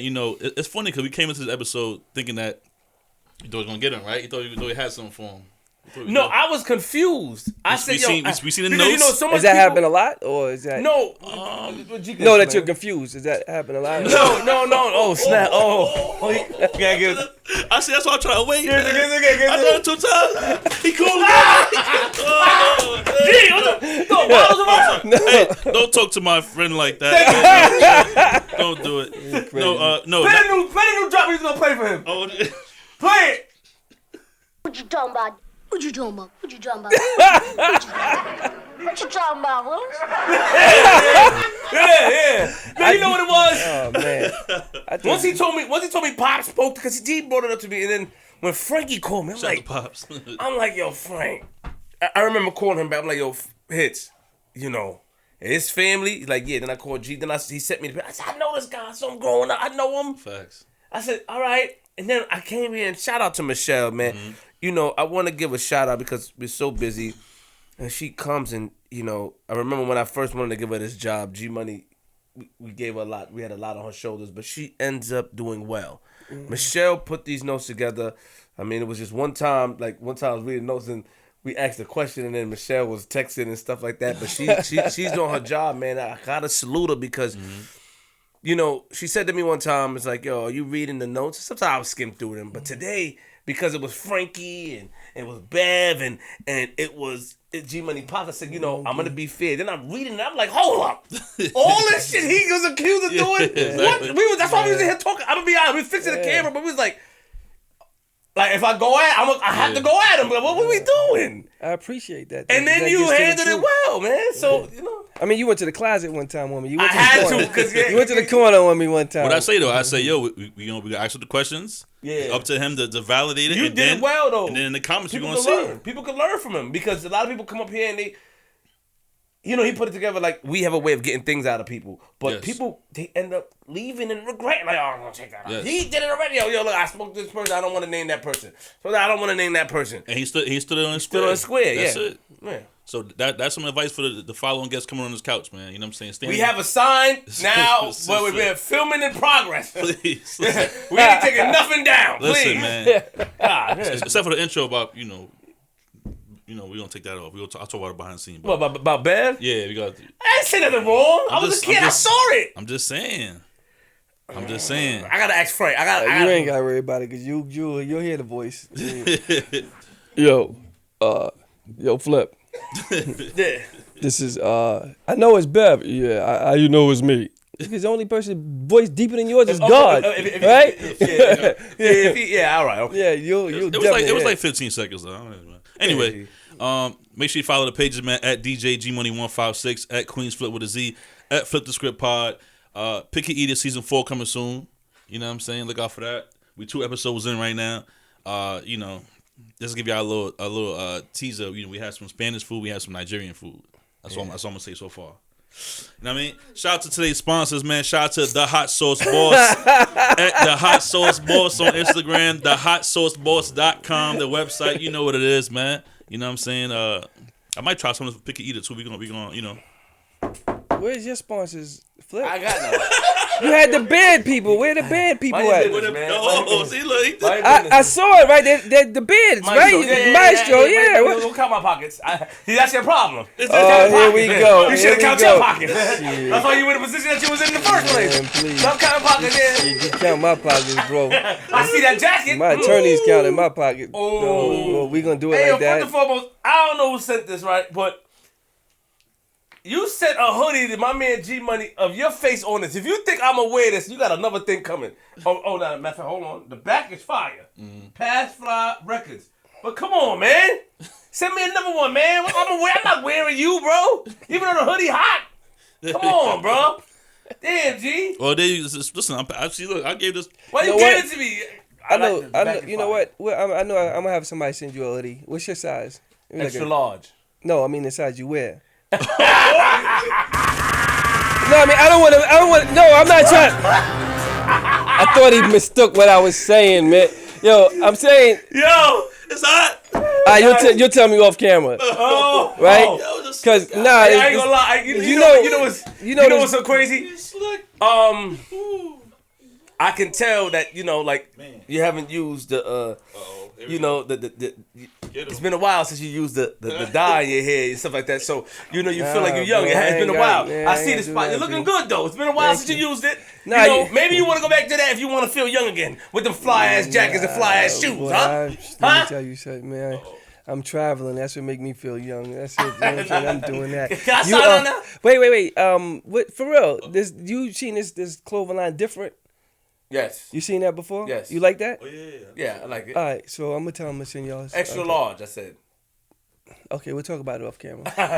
Yo, listen, man. Queenzflip, dope episode, man. Better than I expected. Shout out to everybody that made this episode happen, man. Families first. Yeah. Shout out to Dodo outside. She's in the hallway. You know what I mean? Keeping quiet. You know what I mean? But shout out to her. And shout out to Michelle, man. MVP of today, man. Michelle. Two times, man. Like Shout out doing to magic. you, man. Like doing magic. Shout out to Absolutely. Batsky. Bags. Shout out to E-Bot. But And once again, shout out to Michelle, MVP of today's episode. We appreciate you. she get the You know, you get the game ball you today. you did a great job, and I'm proud of you. Look man. at Look at her. Mom, He she said on looks camera, shocked. save that. Even though she hugged me, and it was very extremely inappropriate. I don't like to be touched. Really? Yeah, yes. In the front hug or the behind hug? I don't like to be touched by anyone. Really? And I think that it's a crime. And I want to all jokes aside, man. Listen, lock your doors, close your windows, close your blinds, open your blinds. If you see a man like Mr. Wills on your lawn, put it away. He don't mean no harm. But don't let him in because he'll talk to you all night long. And on top of that, you crazy. Also, mate, you may want to let him in. Nah, don't let him in. Leave him on the lawn. I'm from Queens.